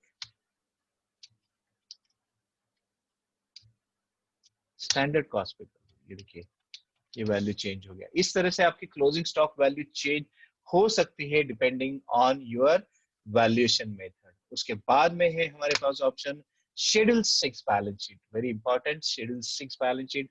अगर आपको याद है तो या तो आपने पढ़ा रहेगा कहाँ पे भी कि जो भी आपको बैलेंस शीट सबमिट करनी पड़ती है in case you are the private limited और limited company registered under companies act 1956, तो आपको अपनी जो भी बैलेंस शीट है वो शेड्यूल 6 फॉर्मेट में देनी पड़ती है। तो ये आपका शेड्यूल 6 फॉर्मेट है। यहाँ पे अगर आपको ये देखिए बेसिकली ये क्या है, हमें मैपिंग करना पड़ता है कि शेयर कैपिटल में कौन से आइटम्स, कौन से लेजर आ सकते हैं, ट्रेड पेबल्स यानी क्या हो सकता है, इसको मैप करना है तो आप यहाँ पे उसको मैप कर सकते हैं, राइट। या तो क्लासीफाई हेल्पर से आपको बताएगा कि ये कहाँ पे जाना चाहिए।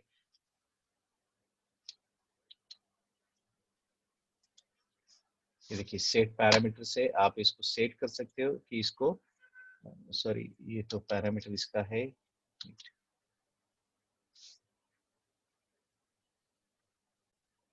नोट्स डिफाइन करना है तो नोट कर सकते हो। नोट यहाँ पे जो शेड्यूल से ये जो नोट नंबर है यहाँ पे आप नोट ये कर सकते हो। न्यू हेड बनाना है तो आप न्यू हेड भी बना सकते हो, और वो हेड में आपका जो एग्जिस्टिंग ग्रुप है उसको आप मैप कर सकते हो। So basically it does the mapping, और एक बार मैपिंग हो गया तो आपका ये शेड्यूल 6 बैलेंस शीट वहां पे रेडी हो सकता है। Ungroup fixed assets, right.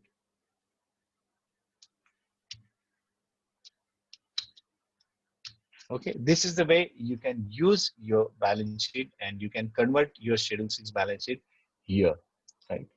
बाद में न्यू कॉलम के बारे में हमने पढ़ा था। अगर आपको दो कंपनी का एक साथ कंपैरिजन करना है तो इस तरह से आप दो कंपनी का एक साथ कंपैरिजन कर सकते हो, राइट। एक ही स्क्रीन पे आपको अराइल का भी बैलेंस शीट दिखाई दे रहा है और टैली सॉफ्टवेयर डेमो कंपनी का भी डेटा दिखाई दे रहा है।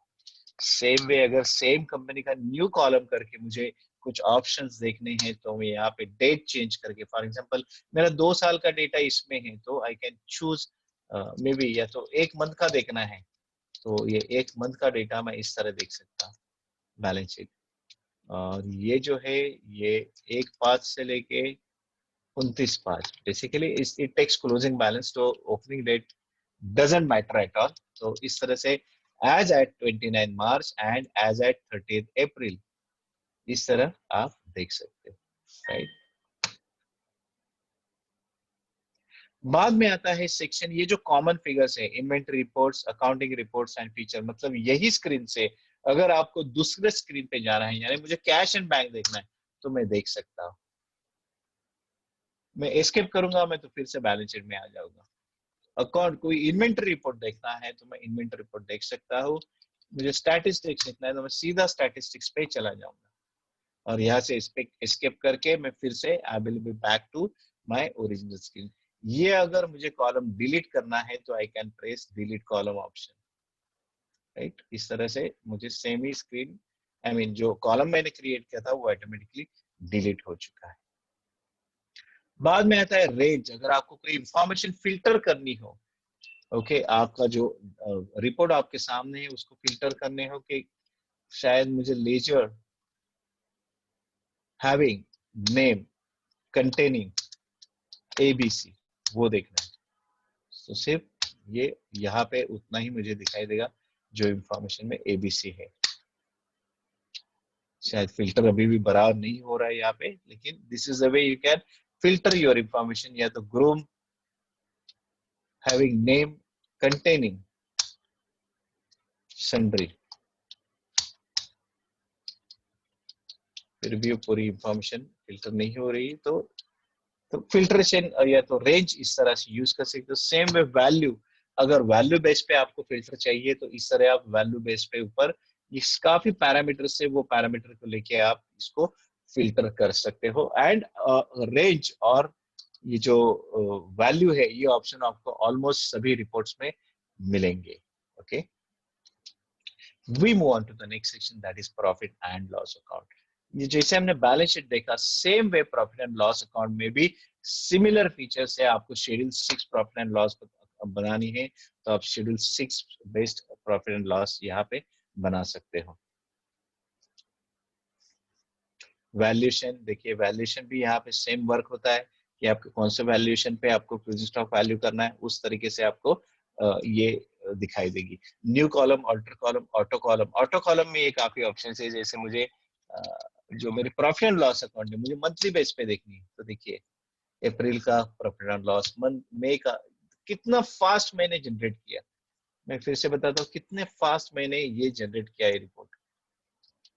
एक तो कंपनी वाइज देखनी तो ये देखिए दो डिफरेंट कंपनीज के देख सकते हो, RIL का profit and loss, tally software demo company का प्रॉफिट लॉस एक ही स्क्रीन पे।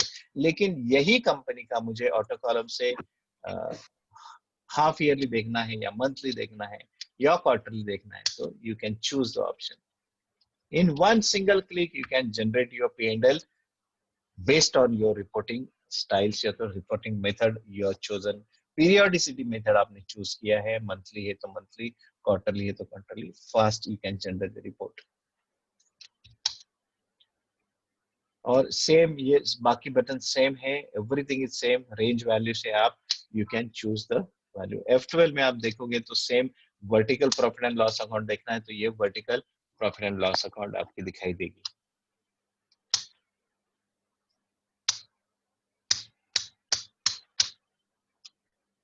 आते हैं बाद में स्टॉक समरी। स्टॉक समरी काफी कबार हम देख चुके हैं, almost every day at least once और twice we go to this report. काफी यूजफुल रिपोर्ट है। रादर जो भी स्टॉक में डील करते हैं, इन्वेंटरी में डील करते हैं, उनके लिए तो ये रोज का यहाँ पे आना बहुत जरूरी होता है क्योंकि स्टॉक देखना बहुत ही इंपॉर्टेंट बात होती है उनके लिए। चलिए स्टॉक में हमें कितने ऑप्शंस मिलते हैं वो हम देखेंगे यहाँ पे। डिटेल करने से आपको देखिए डिटेल यानी वन लेवल एक्सपैंड हो जाता है। मैं कहता हूँ, फिर से रिपीट करता हूँ, डिटेल बटन प्रेस करने से वन लेवल एक्सपैंड होता है। वन लेवल कौन सा है? Finish goods. इसके अंदर एक ही लेवल है, यानी FG stock item is part of finish goods. इसके लिए वो 1 लेवल तक हो गया तो मुझे स्टॉक आइटम दिखाई दिया। जो भी आइटम, जो भी आप लाइन आइटम इटैलिक में देख रहे हो, इटैलिक, रिपीट करता हूँ, italic, that is your stock item. और जो नॉर्मल स्ट्रेट नॉन इटैलिक देख रहे हो वो आपके ग्रुप से। तो देखिए एलजी प्रोडक्ट्स और एलजी रेफ्रिजरेटर्स ये ग्रुप से, सब ग्रुप से। इसको और एक लेवल एक्सपेंड करना है तो शिफ्ट एंटर प्रेस करके मैं एक्सपैंड कर सकता हूँ। इस तरह से शिफ्ट एंटर प्रेस करके मैं एक्सपैंड कर सकता हूँ। लेकिन अजूम कीजिए आपके पास काफी आइटम है, अभी मैं shift enter shift enter shift enter shift enter इस तरीके से मैं कितना बार मैं यहाँ पे मेरा कीबोर्ड डैमेज कर लूं। सो इससे अच्छा तुम आई हैव ऑप्शन F12 में expand all levels in detail format. ये आपकी जितने भी लेवल अंदर इंफॉर्मेशन है वो आपको बताई देगा। जैसे एलजी प्रोडक्ट के अंदर एलजी रेफ्रिजरेटर 330 है, 330 के अंदर गोडाउन से मुंबई में कितना स्टॉक है, पुणे में कितना स्टॉक है। ओके अगर उसमें बैच यूज किया तो batch number and godown, batch number and godown ये दोनों इंफॉर्मेशन यहाँ पे टैली बताएगा, राइट।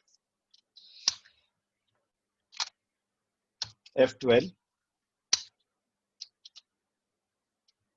अभी इसके F12 ऑप्शन देखते हैं हम। सॉरी यहाँ पे देखिए और एक ऑप्शन है ग्रुप, यानी ये जो ग्रुप दिख रहा है ना, finish goods, LG product, raw material, Samsung product, ये विदाउट ग्रुप में ये सॉरी ग्रुप मुझे एक ही कोई अलग चेंज करना है तो I can do it this way और I can straight away go on to that group and enter. आपको जैसे यहाँ पे इंफॉर्मेशन आप देख सकते हैं। बाद में आपको आइटम वाइज देखना है यानी विदाउट ग्रुप्स, तो आप ये विदाउट ग्रुप्स ये इंफॉर्मेशन देख पाओगे। ये देखिए this is the way you can look at the information without groups, और ग्रुप देखना है तो group. Okay very simple. Show profit, अगर आपको प्रॉफिट भी देखना है कि कितना प्रॉफिट हुआ है स्टॉक आइटम पे तो ये प्रेस करिए तो आउटवर्ड का कॉलम आ गया। आउटवर्ड के कॉलम में आपको देखिए आपकी क्वांटिटी कितनी होगी, आई मीन ये आउटवर्ड हो गई है, रेट कितना था, यानी आपका कंजम्पशन रेट, बेसिकली आपका जो कॉस्ट रहता है, प्रोक्योरमेंट कॉस्ट रहता है या तो मैन्युफैक्चरिंग कॉस्ट रहता है, जो ये इतनी है और आपने बेचा कितने में है तो आपको प्रॉफिट कितना हुआ है। तो प्रॉफिट का परसेंटेज कितना है, 63%, 88%, 50%। ऑफकोर्स बहुत ज्यादा है, उतना नहीं होता, लेकिन जस्ट एक हाइपोथेटिकल एग्जांपल लेने के लिए हमने उस तरह से यहाँ पे एंट्रीज डलवाई थी। Without looking at the cost factor we had put in some sales value. तो इस तरीके से आप आपका ग्रॉस प्रॉफिट भी देख सकते हो। हाइड प्रॉफिट करोगे तो वो निकल। ऑर्डर्स, अगर आपका एक क्लोजिंग स्टॉक है, देखिए ये काफी इंपॉर्टेंट रिपोर्ट है, जैसे मैंने आपको मेरे ख्याल से पहले भी दिखा चुका हूँ। आपको ऑर्डर्स देखने हैं, आपके पास सेल्स ऑर्डर आउटस्टैंडिंग कितने हैं, तो आपको यहाँ पे सेल्स ऑर्डर आउटस्टैंडिंग आपको बता सकता है कि आपके पास इतने सेल्स ऑर्डर आउटस्टैंडिंग है। यानी कि अगर बेसिकली ये रिपोर्ट इस तरह देखने से बजाय हम अगर न्यू कॉलम में जाके देखें, न्यू कॉलम में जाके सब ऑप्शन को मैं वैसे ही रखता हूँ और मैं कहता हूँ मुझे सेल्स ऑर्डर आउटस्टैंडिंग देखने हैं, तो देखिए आपको क्या दिखाई देता है कि मेरा क्लोजिंग स्टॉक कितना है, मेरे पास ऑर्डर कितने के पड़े हैं, 725 के। ओके बाद में ऑल्ट सी करके, सॉरी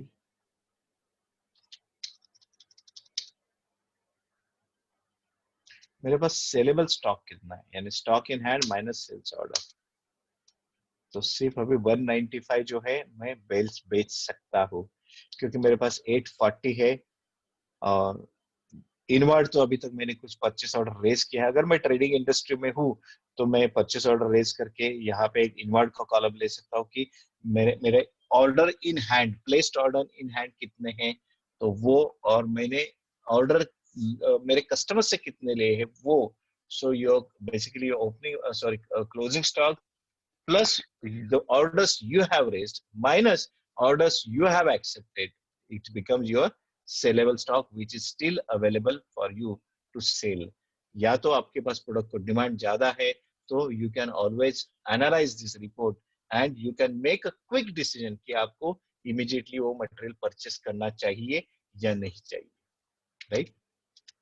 फिर से स्टॉक समरी में मैं जा रहा हूँ और गोडाउन टाइप, ओके आपको गोडाउन वाइज, ये तो अभी सभी गोडाउन वाइज स्टॉक दिखाई दे रहा है, अभी हमने यहाँ से कुछ बाइफरकेशन नहीं किया है, लेकिन in case you want to make you want to view stock, your stock with third party stock with you and our stock with us, ये सब इंफॉर्मेशन आपको अगर यहाँ पे बेसिकली फिल्टर करके आपको वो वहाँ पे आपको बता सकता है।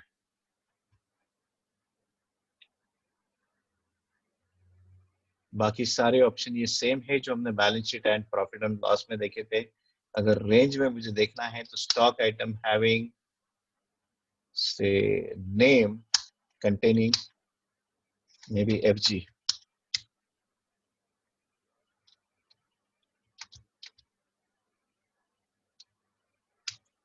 stock item having name containing FG। Actually filter काफी ज्यादा वर्क नहीं कर रहा है, we have in fact reported these problems to Tally, but I think still the corrections have not been done। same way इस तरह से range और value के ऑप्शन आप रन कर सकते हो। सपोज बैच नेम पे हम रन करते हैं R111,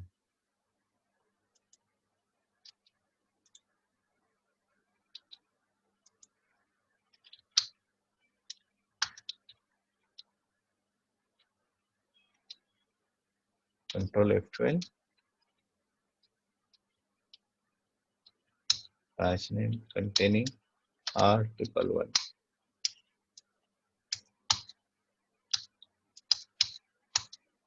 ये देखिए उतनी बाज फिल्टर होके आपके सामने आ सकती है। अगर आपके पास काफी सारा स्टॉक पड़ा है, स्टॉक काफी आइटम पड़े हैं और आपको सिर्फ एक ही बैच का डिटेल देखना है, तो आप यहाँ से स्ट्रेट अवे फिल्टर करके आप वो बैच पे पहुंच सकते हो, right. Now will move on to the F12 features, sorry F12 configuration of stock summary. तो F12 में हमें क्या क्या ऑप्शन आते हैं? सिंपल ऑप्शन से show quantity, show rate, show values, ये आपको बाहर जो दिखाई दे रहा है ना, क्वांटिटी, रेट, वैल्यू, ये आपको तीनों देखना चाहिए, तो आप तीनों को यस करिए। देखिए बाय डिफॉल्ट ये यस होता है। ये मैंने काफी बार यस नो किया, अगर आपको याद है, show opening balance, show goods inward, show goods outward, closing balance, तो ये आपको इस तरह से चारों कॉलम आ जाते हैं। ओपनिंग बैलेंस यानी as on book starting date आपका कौन सा ओपनिंग बैलेंस था, बाद में कितना इनवर्ड आया। इनवर्ड कौन से फॉर्म में आ सकता है? एक तो स्टॉक ट्रांसफर होके आपके पास आ सकता है, यानी दूसरे गोडाउन से आपके ये गोडाउन में आना है तो स्टॉक ट्रांसफर से इनवर्ड हो सकता है, या तो आपने परचेस किया है तो इनवर्ड हो सकता है, या तो आपने मैन्युफैक्चरिंग किया है तो इनवर्ड हो सकता है। तो ये इनवर्ड में कॉलम में आ जाता है। आउटवर्ड में सेम वे, अगर आपने सेल किया है, स्टॉक ट्रांसफर किया है, यानी एक गोडाउन से लेकर दूसरे गोडाउन में स्टॉक ट्रांसफर किया है, तो भी आउटवर्ड में जाएगा, राइट। और उसका बाद में जो भी है opening balance plus inwards minus outward is equal to your closing balance. Show all items including zero balance, क्या आपको सारे आइटम दिखने चाहिए इंक्लूडिंग जीरो बैलेंस? जितने भी जीरो बैलेंस आइटम है वो भी आपको दिखनी चाहिए, तो आप इसको यस कहिए। अगर आपको जीरो बैलेंस वाले आइटम नहीं आप दिखाना चाहते तो नो रखिए। Exclude items with no transaction, फिर से आगे जाके एक फिल्टर है कि आपके, चलिए उसको जीरो बैलेंस नहीं है, जीरो बैलेंस नहीं है यानी उसके ओपनिंग स्टॉक में कुछ तो वैल्यू है, 10 15 कुछ तो वैल्यू है, तो वो जीरो नहीं है, लेकिन उसमें आज तक आपने कुछ ट्रांजैक्शन ही नहीं किए, यानी 2 महीने में आपने ना सेल किया ना परचेस किया, तो आपको उस तरीके से आइटम एक्सक्लूड करना चाहते हो या नहीं चाहते हो, वो आप यहाँ पे डिफाइन कर सकते हो। Show gross value for outwards, यानी जो आपकी ग्रॉस वैल्यू जो आती है आउटवर्ड में, वो आप दिखाना चाहते हो क्या? सो ये ग्रॉस वैल्यू।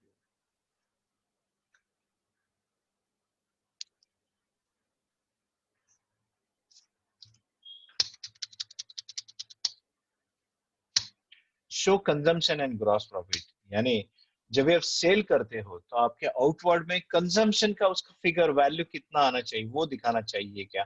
और उसके बेस पे ग्रॉस प्रॉफिट दिखाना चाहिए। अगर याद है आपको तो देखिए थोड़ी देर पहले ही हमने यहाँ पे हाइड प्रॉफिट और शो प्रॉफिट का ऑप्शन क्लिक किया था, तो सेम ऑप्शन यहाँ पे वर्क कर रहा है कि आपका क्वांटिटी रेट वैल्यू तो आ गया, बाद में ग्रॉस वैल्यू आ गया, कंजम्पशन आ गया, यानी इसका कॉस्टिंग कितना है वो आ गया, तो आपका ग्रॉस प्रॉफिट ये है और आपके ग्रॉस प्रॉफिट का परसेंटेज ये है। सो आपको stock item wise gross profit निकालना है, तो you have an option here to check for the gross profit. Show using alternate unit. एक मिनट मैं बाहर आता हूँ F12 करके।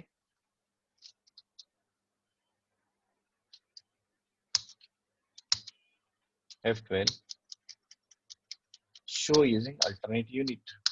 अगर अल्टरनेट यूनिट को भी दिखाना है तो देखिए ये ब्रैकेट में आपको अल्टरनेट यूनिट दिखाई देता है कि इसका जो मेन प्राइमरी यूनिट है आपका केजीज, और जो सेकेंडरी यूनिट या तो अल्टरनेट यूनिट है वो नंबर्स है। और ये हमने कहाँ पे डिफाइन किया है, यहाँ पे देखिए यूनिट केजीज है, अल्टरनेट यूनिट नंबर 20 नंबर यानी 1 केजी। मैं रिपीट करता हूँ 20 नंबर यानी 1 केजी। अभी शायद मैं ये और एक पॉइंट मिस आउट कर चुका हूँ कि कभी कभार हमें यूजर्स क्वेश्चन पूछते हैं, सर ये आपने स्टैंडर्ड तो लिख लिया 20 नंबर यानी 1 केजी, ये अगर कोई मैन्युफैक्चर प्रोडक्ट है तो ठीक है, आप अज्यूम कीजिए एग्रीकल्चर प्रोडक्ट है, एग्रीकल्चर प्रोडक्ट है फॉर एग्जांपल से अज्यूम कीजिए एप्पल से 20 नहीं बोलते लेकिन 1 केजी में सपोज 6 या 7 एप्पल आते हैं, तो मैंने स्टैंडर्ड में लिख दिया कि 7 एप्पल 7 नंबर्स यानी 1 केजी, ये मेरा स्टैंडर्ड है। तो यूजर्स पूछते सर ये तो हमेशा वैसा सेम नहीं रहेगा, तो मैं कैसे करूं? तो अगर ऐसी कोई सिचुएशन आती है, आप परचेस वाउचर बनाते हो उसका, okay we assume that is apple, तो उसका आप परचेस वाउचर बनाते हो ये था आइटम,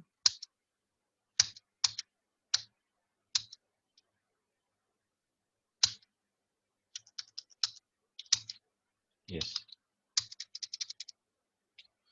तो अगर मुझे क्वांटिटी लिखनी है कि मैं अगर 1 केजी लिख दूं यहाँ पे,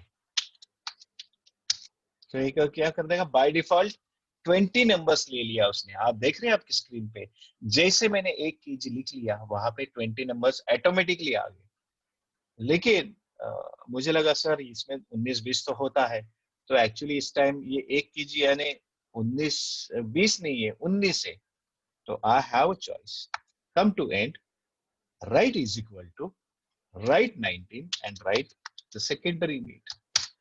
हो गया आपका change. It's so simple. I mean, many people make it complicated.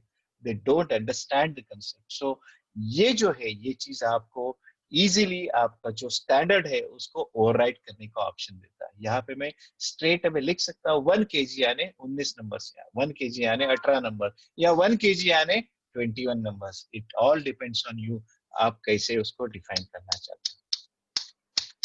आप सेव कर सकते हो इसको, and which will be reflected in our, sorry ये 6% वाला है शायद, और SGST 6%। देखिए मैं फिर से स्टॉक समरी में जाता हूँ, ये स्टॉक समरी का ऑप्शन है हमारा S, stock summary, and F12 show using alternate unit, yes. ये देखिए ये डिटेल फॉर्मेट में ऑल्ट F1 करके जा रहा हूँ। देखिए यहाँ पे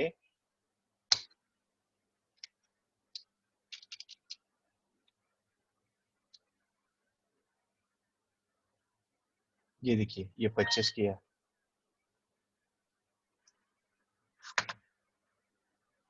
ये देख रहे हैं आपको 1 kg is equal to 19 numbers, okay? So this is where you can change it on transaction based. अगर आपने स्टैंडर्ड सेट किया है, इसका मतलब ये नहीं कि आप वही वो डिफाइन करके जाना है। You can change your standard whatever you have said to a different, I mean in case there is slight difference you can change it, okay? This is where stock summary works for you. ये alternate unit के हिसाब से आपको यहाँ पे बता रहा है। Same way हमें next option है show tail units of compound unit. अभी कुछ आइटम्स के लिए हमने कंपाउंड यूनिट यूज किया था, उसको आपको टेल यूनिट में देखना है क्या। तो कौन से आइटम्स को हमने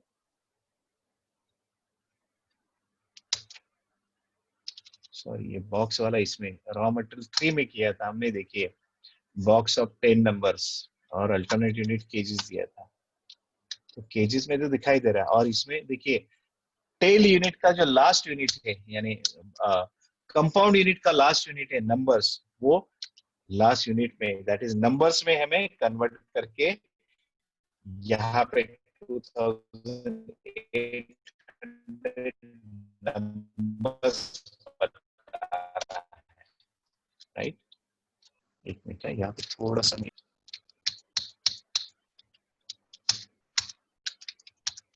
क्योंकि हमारे फिगर्स माइनस में थे, इसके लिए ये देखिए नंबर्स में बता रहा है आपको, राइट। और अगर ये ऑप्शन आप नो कहेंगे, show tail units of compound units no, तो आपको फिर से वो बॉक्स में दिखाना स्टार्ट कर देगा। ये देखिए बॉक्स 220 बॉक्स यानी 110 KG. Okay, we'll move on to the next option, show manufacturing date and expiry date। अगर आपने मैन्युफैक्चरिंग डेट और एक्सपायरी डेट स्पेसिफाई किया है तो वो बताइए। F12 में जाके expand all levels in dated format yes करिए, तो यहाँ पे आपको मैन्युफैक्चरिंग डेट भी दिखाएगा, बैच नंबर भी दिखाएगा और उसका एक्सपायरी डेट भी दिखाई देगा, right, with good outs. That's it. I think rest of the options are same what you see in the normal screen. Appearance of stock item, name देखना है या name with alias देखना है, name appearance of names क्या देखना है, names with alias या name only, scale factor for values, show base currency symbol, sorting method etc. ये सब आप define कर सकते हो, right? इसके बाद में हम आते हैं ratio analysis. Ratio analysis actually I can say it is the most neglected report. It is very important report. MI's point of view, ये काफी important report है, लेकिन unfortunately ये most neglected report भी है। हमारे front screen पे देने के बाद भी, Gateway of Tally के main menu में देने के बाद भी लोग यहाँ पे काफी rarely enter करते हैं रेशियो एनालिसिस। रेशियो एनालिसिस यानी अगर आप कोई कॉमर्स बैकग्राउंड का स्टूडेंट हो तो आपको याद रहेगा कि आप FY या SY या TY में ये पर्टिकुलर रेशियोज आप एक कंप्लीटली एक अलग चैप्टर था। एटलीस्ट मैं जब भी पढ़ रहा था मेरा कॉमर्स ग्रेजुएशन, उस वक्त तो मुझे ये एक अलग से चैप्टर था। वर्किंग कैपिटल क्या होता है, क्विक रेशियो क्या होता है, करंट रेशियो क्या होता है, डेट इक्विटी रेशियो क्या होता है, और सबसे important receiver turnover in days. आपका जो रिसीवर यानी डेटर्स का है वो आपको कितना दिन में पैसा दे रहा है, उसका एवरेज आपको यहाँ पे आ जाता है। देखिए 31.98 डेज आप देखोगे तो आपको यहाँ पे ऑप्शन मिलेगा। ये इसके 111.18 डेज है और ये जो KLM है ये 32.26 दिन में आपको पैसा दे रहा है।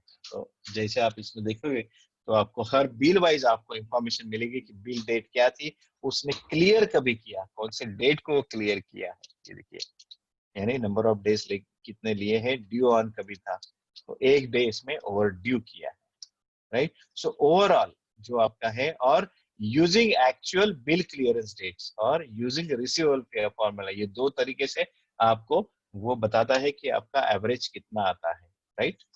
Very important report and very useful report as well. Now we will move on to the next section, the very important section, that is display।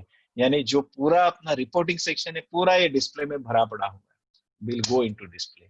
Display में क्या है, ट्रायल बैलेंस। अभी ट्रायल बैलेंस मुझे और कुछ नया बताने की जरूरत नहीं, क्योंकि हम बैलेंस शीट देख चुके हैं, प्रॉफिट एंड लॉस अकाउंट देख चुके हैं। उसी तरह आपका ये ट्रायल बैलेंस रिपोर्ट यहाँ पे दिखाई दे रहा है।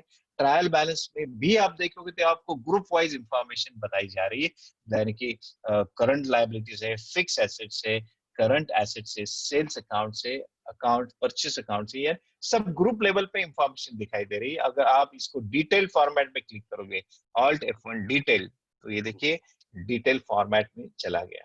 लेकिन इससे और ज्यादा मुझे डिटेल में चाहिए तो F12 में आपको एज यूजुअल ये जो ऑप्शन है expand all levels in detail format, उसको यस करना है। तो ये पूरा डिटेल फॉर्मेट में, यानी उसका लेजर लेवल तक, जो लास्ट लेवल है वो लेवल तक जाएगा और आपको इसका डिटेल दिखाई देगा। शायद मैं ये आपको ये बता चुका हूं कि सन्ड्री क्रेडिटर्स और सन्ड्री डेटर्स, इसके लेजर वो बताता नहीं। सन्ड्री डेटर्स और सन्ड्री क्रेडिटर्स, इसके लेजर वो बताता नहीं। इसका चलिए आपको क्वेश्चन पूछता हूं, इसका रीजन क्या है, ये एक्सपेंड क्यों नहीं हो रहा है? आप मैसेज बॉक्स में टाइप कर सकते हो ये चीज।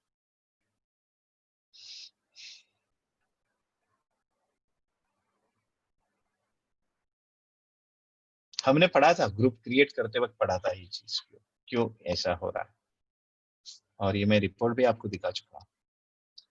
तो अगर मैं इसको कंट्रोल एंटर करूं, आपको ऑप्शन है group behaves like sub laser. क्या ये जो ग्रुप है क्रेडिटर्स या डेटर्स, ये सब लेजर की तरह बिहेव करता है क्या? सब लेजर यानी should I treat it as a ledger even though it is a group? Should I treat it as a ledger and इसको एक्सपैंड न करूं? इसका रीजन क्या है कि ये एक्सपेंड क्यों नहीं होता? क्योंकि जो डेटर्स और क्रेडिटर्स की लिस्टिंग सारे लेजर्स से ज्यादा होती है, और ऑडिटर्स यूजुअली ट्रायल बैलेंस बनाते वक्त या तो मे बी आपके इंटरनल ऑडिटर चार्टर्ड अकाउंटेंट, उनको ये इंफॉर्मेशन यहाँ पे ट्रायल बैलेंस में इतनी ज्यादा मायने नहीं रखती। और इसके लिए या तो प्रीवियसली क्या होता था, जब भी आप आपके फाइनल अकाउंट्स प्रिंट करते थे, फाइनल अकाउंट्स प्रिंट करते वक्त अगर आपकी डेटर्स और क्रेडिटर्स की लिस्ट ही अगर 100 पेजेस में चली जाती थी, तो it was wastage of time, wastage of paper, and even that report was not very much useful for you because you always used to take it is schedule wise। आपका creditors का schedule शायद अलग है, तो वो schedule आप अलग से प्रिंट करते थे। तो एनीवे ट्रायल बैलेंस में इतना अहमियत नहीं रखता था, इसके लिए ये ऑप्शन बनाया गया है यहाँ पे। अगर इसको मैं चेंज कर दूं, group behaves like sub laser no कर दूं, तो देखिए वो ऑटोमेटिकली एक्सपैंड हो जाएगी। ये देखिए एक्सपैंड हो गया। So this is the use of you group behaves like sub ledger, yes, right.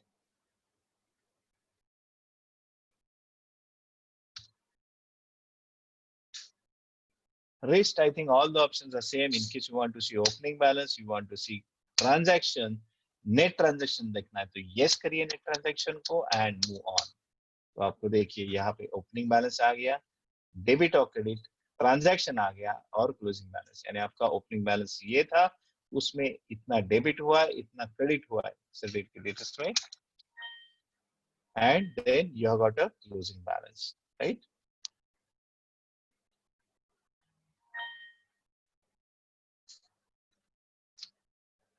Okay,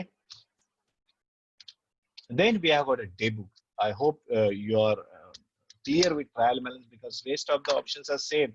जो ऑटो कॉलम का ऑप्शन है, न्यू कॉलम का ऑप्शन है, ऑल्टर कॉलम का ऑप्शन है, ये सारे ऑप्शन आपको ऑलरेडी यहाँ पे है ही, राइट। बाद में है डे बुक। डे बुक में आप देखोगे तो ये देखिए, ये आपका डे बुक यानी the name suggest itself, day book यानी क्या हो सकता है कि एक दिन का जो आपका समरी होता है, ये आपका डे बुक कहलाता है। यानी एक दिन में आपके जितने वाउचर एंट्री हो चुके हैं, उसकी जो लिस्टिंग आती है, उसको हम डे बुक कहते हैं। तो ये अपना डे बुक है, और डे बुक में हमें सारे वाउचर्स की लिस्टिंग मिल जाते। In case you want to filter the information, कि मुझे इंफॉर्मेशन फिल्टर बुक है, ये एक ही दिन का डेमो पीरियड तक का चाहिए, तो you can choose a period option. यानी मुझे 1/4 यानी 1 अप्रैल से चाहिए, या तो मैं इसको एस्केप करूं, ब्लैंक रखूं, तो बाय डिफॉल्ट टैली, मैं रिपीट करता हूं, फ्रॉम फील्ड या टू फील्ड में, फ्रॉम फील्ड में ब्लैंक रखता हूं, तो जो भी अपना बुक्स ओपनिंग डेट है, वो आपका मतलब जो करंट फाइनेंशियल पीरियड है उसमें का ये फर्स्ट डे ले लेगा, और जो आपका डेट ऑफ लास्ट एंट्री है, ये टू फील्ड में बाय डिफॉल्ट ले लेगा। ये देखिए 1 अप्रैल 20 टू 29 मई 20। अभी इसको मुझे फिल्टर करना है वाउचर टाइप वाइज, तो चेंज वाउचर करके मैं इसमें मुझे पेमेंट वाउचर चाहिए, तो I can take payment voucher, सिर्फ पेमेंट दिखाई देंगे। F12 करके, सॉरी F4 करके मुझे फिर से वाउचर टाइप चेंज करना है, मुझे सेल्स वाउचर देखने हैं। सेल्स में हमने सब टाइप बनाए हैं, तो ऑल सेल्स वाउचर करूँ तो सारे दिखाई देंगे। सेल्स है, सेल्स पुणे है, सेल्स मुंबई है, एक ऑप्शनल वाउचर बनाया था, वो भी आपको दिखाई देगा। ये देखिए, तो ये सारी लिस्टिंग आपको डे बुक में आ जाएगी, राइट। F4 करके मैं ऑल वाउचर्स बोलता हूँ, तो सारे ऑल वाउचर्स। अभी ये मुझे कहाँ पे काम आ जाता है, जब भी एक मैं नया कंपनी क्रिएट करता हूँ, उसमें मुझे एग्जिस्टिंग ट्रांजैक्शन प्रीवियस जो ये है प्रीवियस कंपनी है उसमें से मुझे एक्सपोर्ट करने हैं तो I can do export from day book and import it in my new company. That is the way out.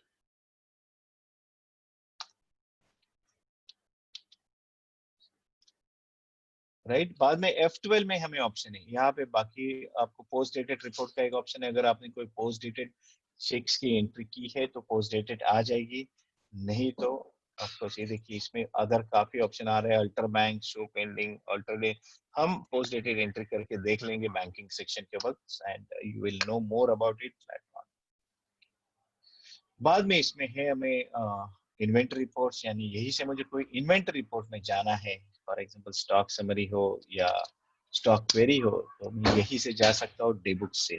Day book से मुझे ऑप्शन आता है इन्वेंटरी रिपोर्ट. अकाउंटिंग रिपोर्ट है, कोई पर्टिकुलर अकाउंटिंग रिपोर्ट में जाना है, आउटस्टैंडिंग रिपोर्ट में जाना है तो यहाँ से मैं आउटस्टैंडिंग रिपोर्ट में जा सकता हूँ.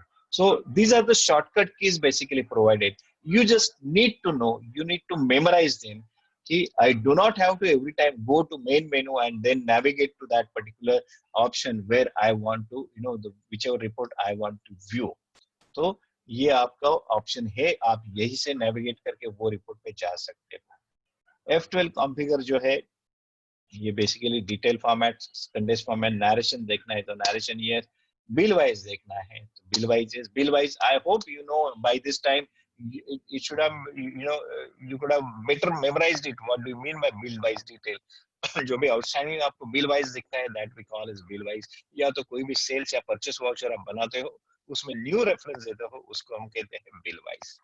इन्वेंटरी डिटेल देखना है, कॉस्ट सेंटर डिटेल देखना है, सबको आप यस करोगे तो आपको यहाँ पे सारी इंफॉर्मेशन वो दिखाई देगा, या तो वो रिपोर्ट में आपको दिखाई देगी. ये देखिए it's generating a report with all this information.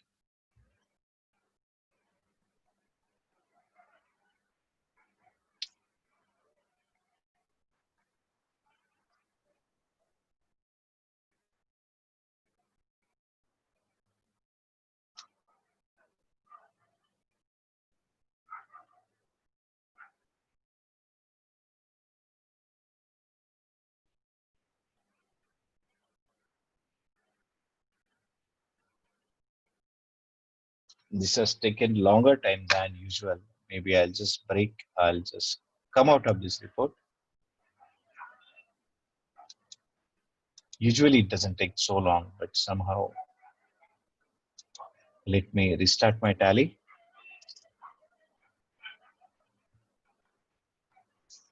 I'll go to RIL, company private limited. I was into display. Sorry, yeah. I need to share the screen. I'm so sorry.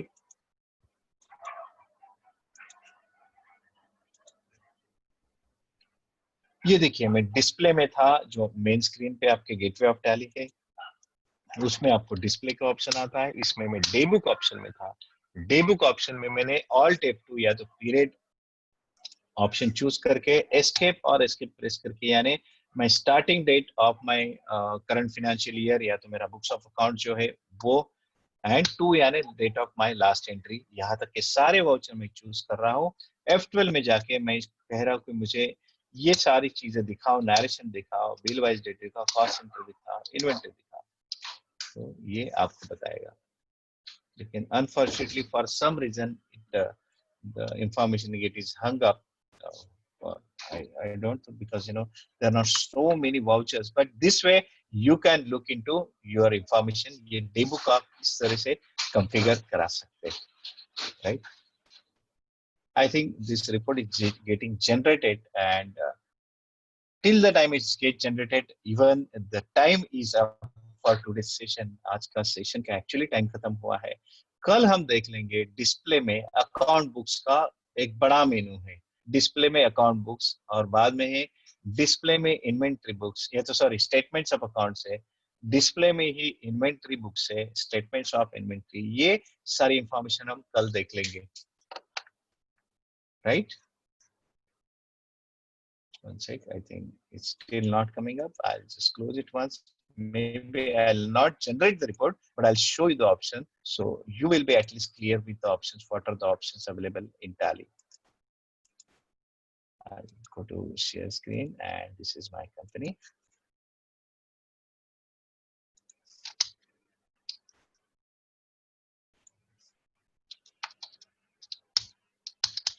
I was in display, day book. As I said, for some reason it is getting hanging for with when I activate these options. But so just you need to look at the options like show narration will show me narration, show bill wise detail will show me bill wise detail, show cost center will show me cost centers applied in a ledger, inventory जो inventory हमने stock item choose की है उसकी information हमें बताएगा, tally बताएगा ये report में. एडिशनल डिस्क्रिप्शन है तो एडिशनल डिस्क्रिप्शन, बैंक डिटेल है तो bank detail, entered by altered by यानी ये वाउचर को किसने एंटर किया है और किसने अल्टर किया है. देखिए अच्छी इंफॉर्मेशन है, लेकिन ये आपको कभी काम आएगी जब भी आप टैली ऑडिट करेंगे. तब टैली ऑडिट के बारे में हम कल सीखने वाले हैं. उस वक्त आपको मैं एंटर्ड बाय और अल्टर्ड बाय का कंसेप्ट और अच्छी तरह से समझा पाऊंगा. सो That's it, nothing else. यहाँ पे देखेंगे आप हेडिंग में, क्योंकि इसमें क्या है अकाउंटिंग वाउचर, इन्वेंट्री वाउचर सारे मिक्स होके आ रहे हैं. तो डेट है, पर्टिकुलर है, वाउचर टाइप है, वाउचर नंबर है, डेबिट अमाउंट या इनवर्स क्वांटिटी, क्रेडिट अमाउंट या आउटवर्ड क्वांटिटी. इस तरह से आपको यहाँ पे लिस्टिंग होता है. अगर स्टॉक जनरल है तो डेफिनेटली वो क्वांटिटी में मेजर किया जाएगा. अगर वो अकाउंटिंग वाउचर है तो अमाउंट में मेजर किया जाएगा. Right. So very simple but very useful and powerful report Tally has, that is daybook. And of course, in case you want to filter some information, then you have got a range option, voucher having narration containing say XYZ. तो XYZ जो narration में लिखा है उतना ही वहां पे आ जाएगा. देखिए being amount paid to XYZ, तो ये XYZ उतना ही string जो था वो टैली ने कैप्चर कर लिया और वही वाउचर को फिल्टर करके आपके सामने वो लेके आया है. एस्केप कर दो तो वो फिल्टर से बाहर आ जाएगा. राइट. इस तरह से आप डेबुक रिपोर्ट जनरेट कर सकते हो. So that's it for today. See you tomorrow same time and we'll continue with some different options in display. Goodbye. Thank you. Okay.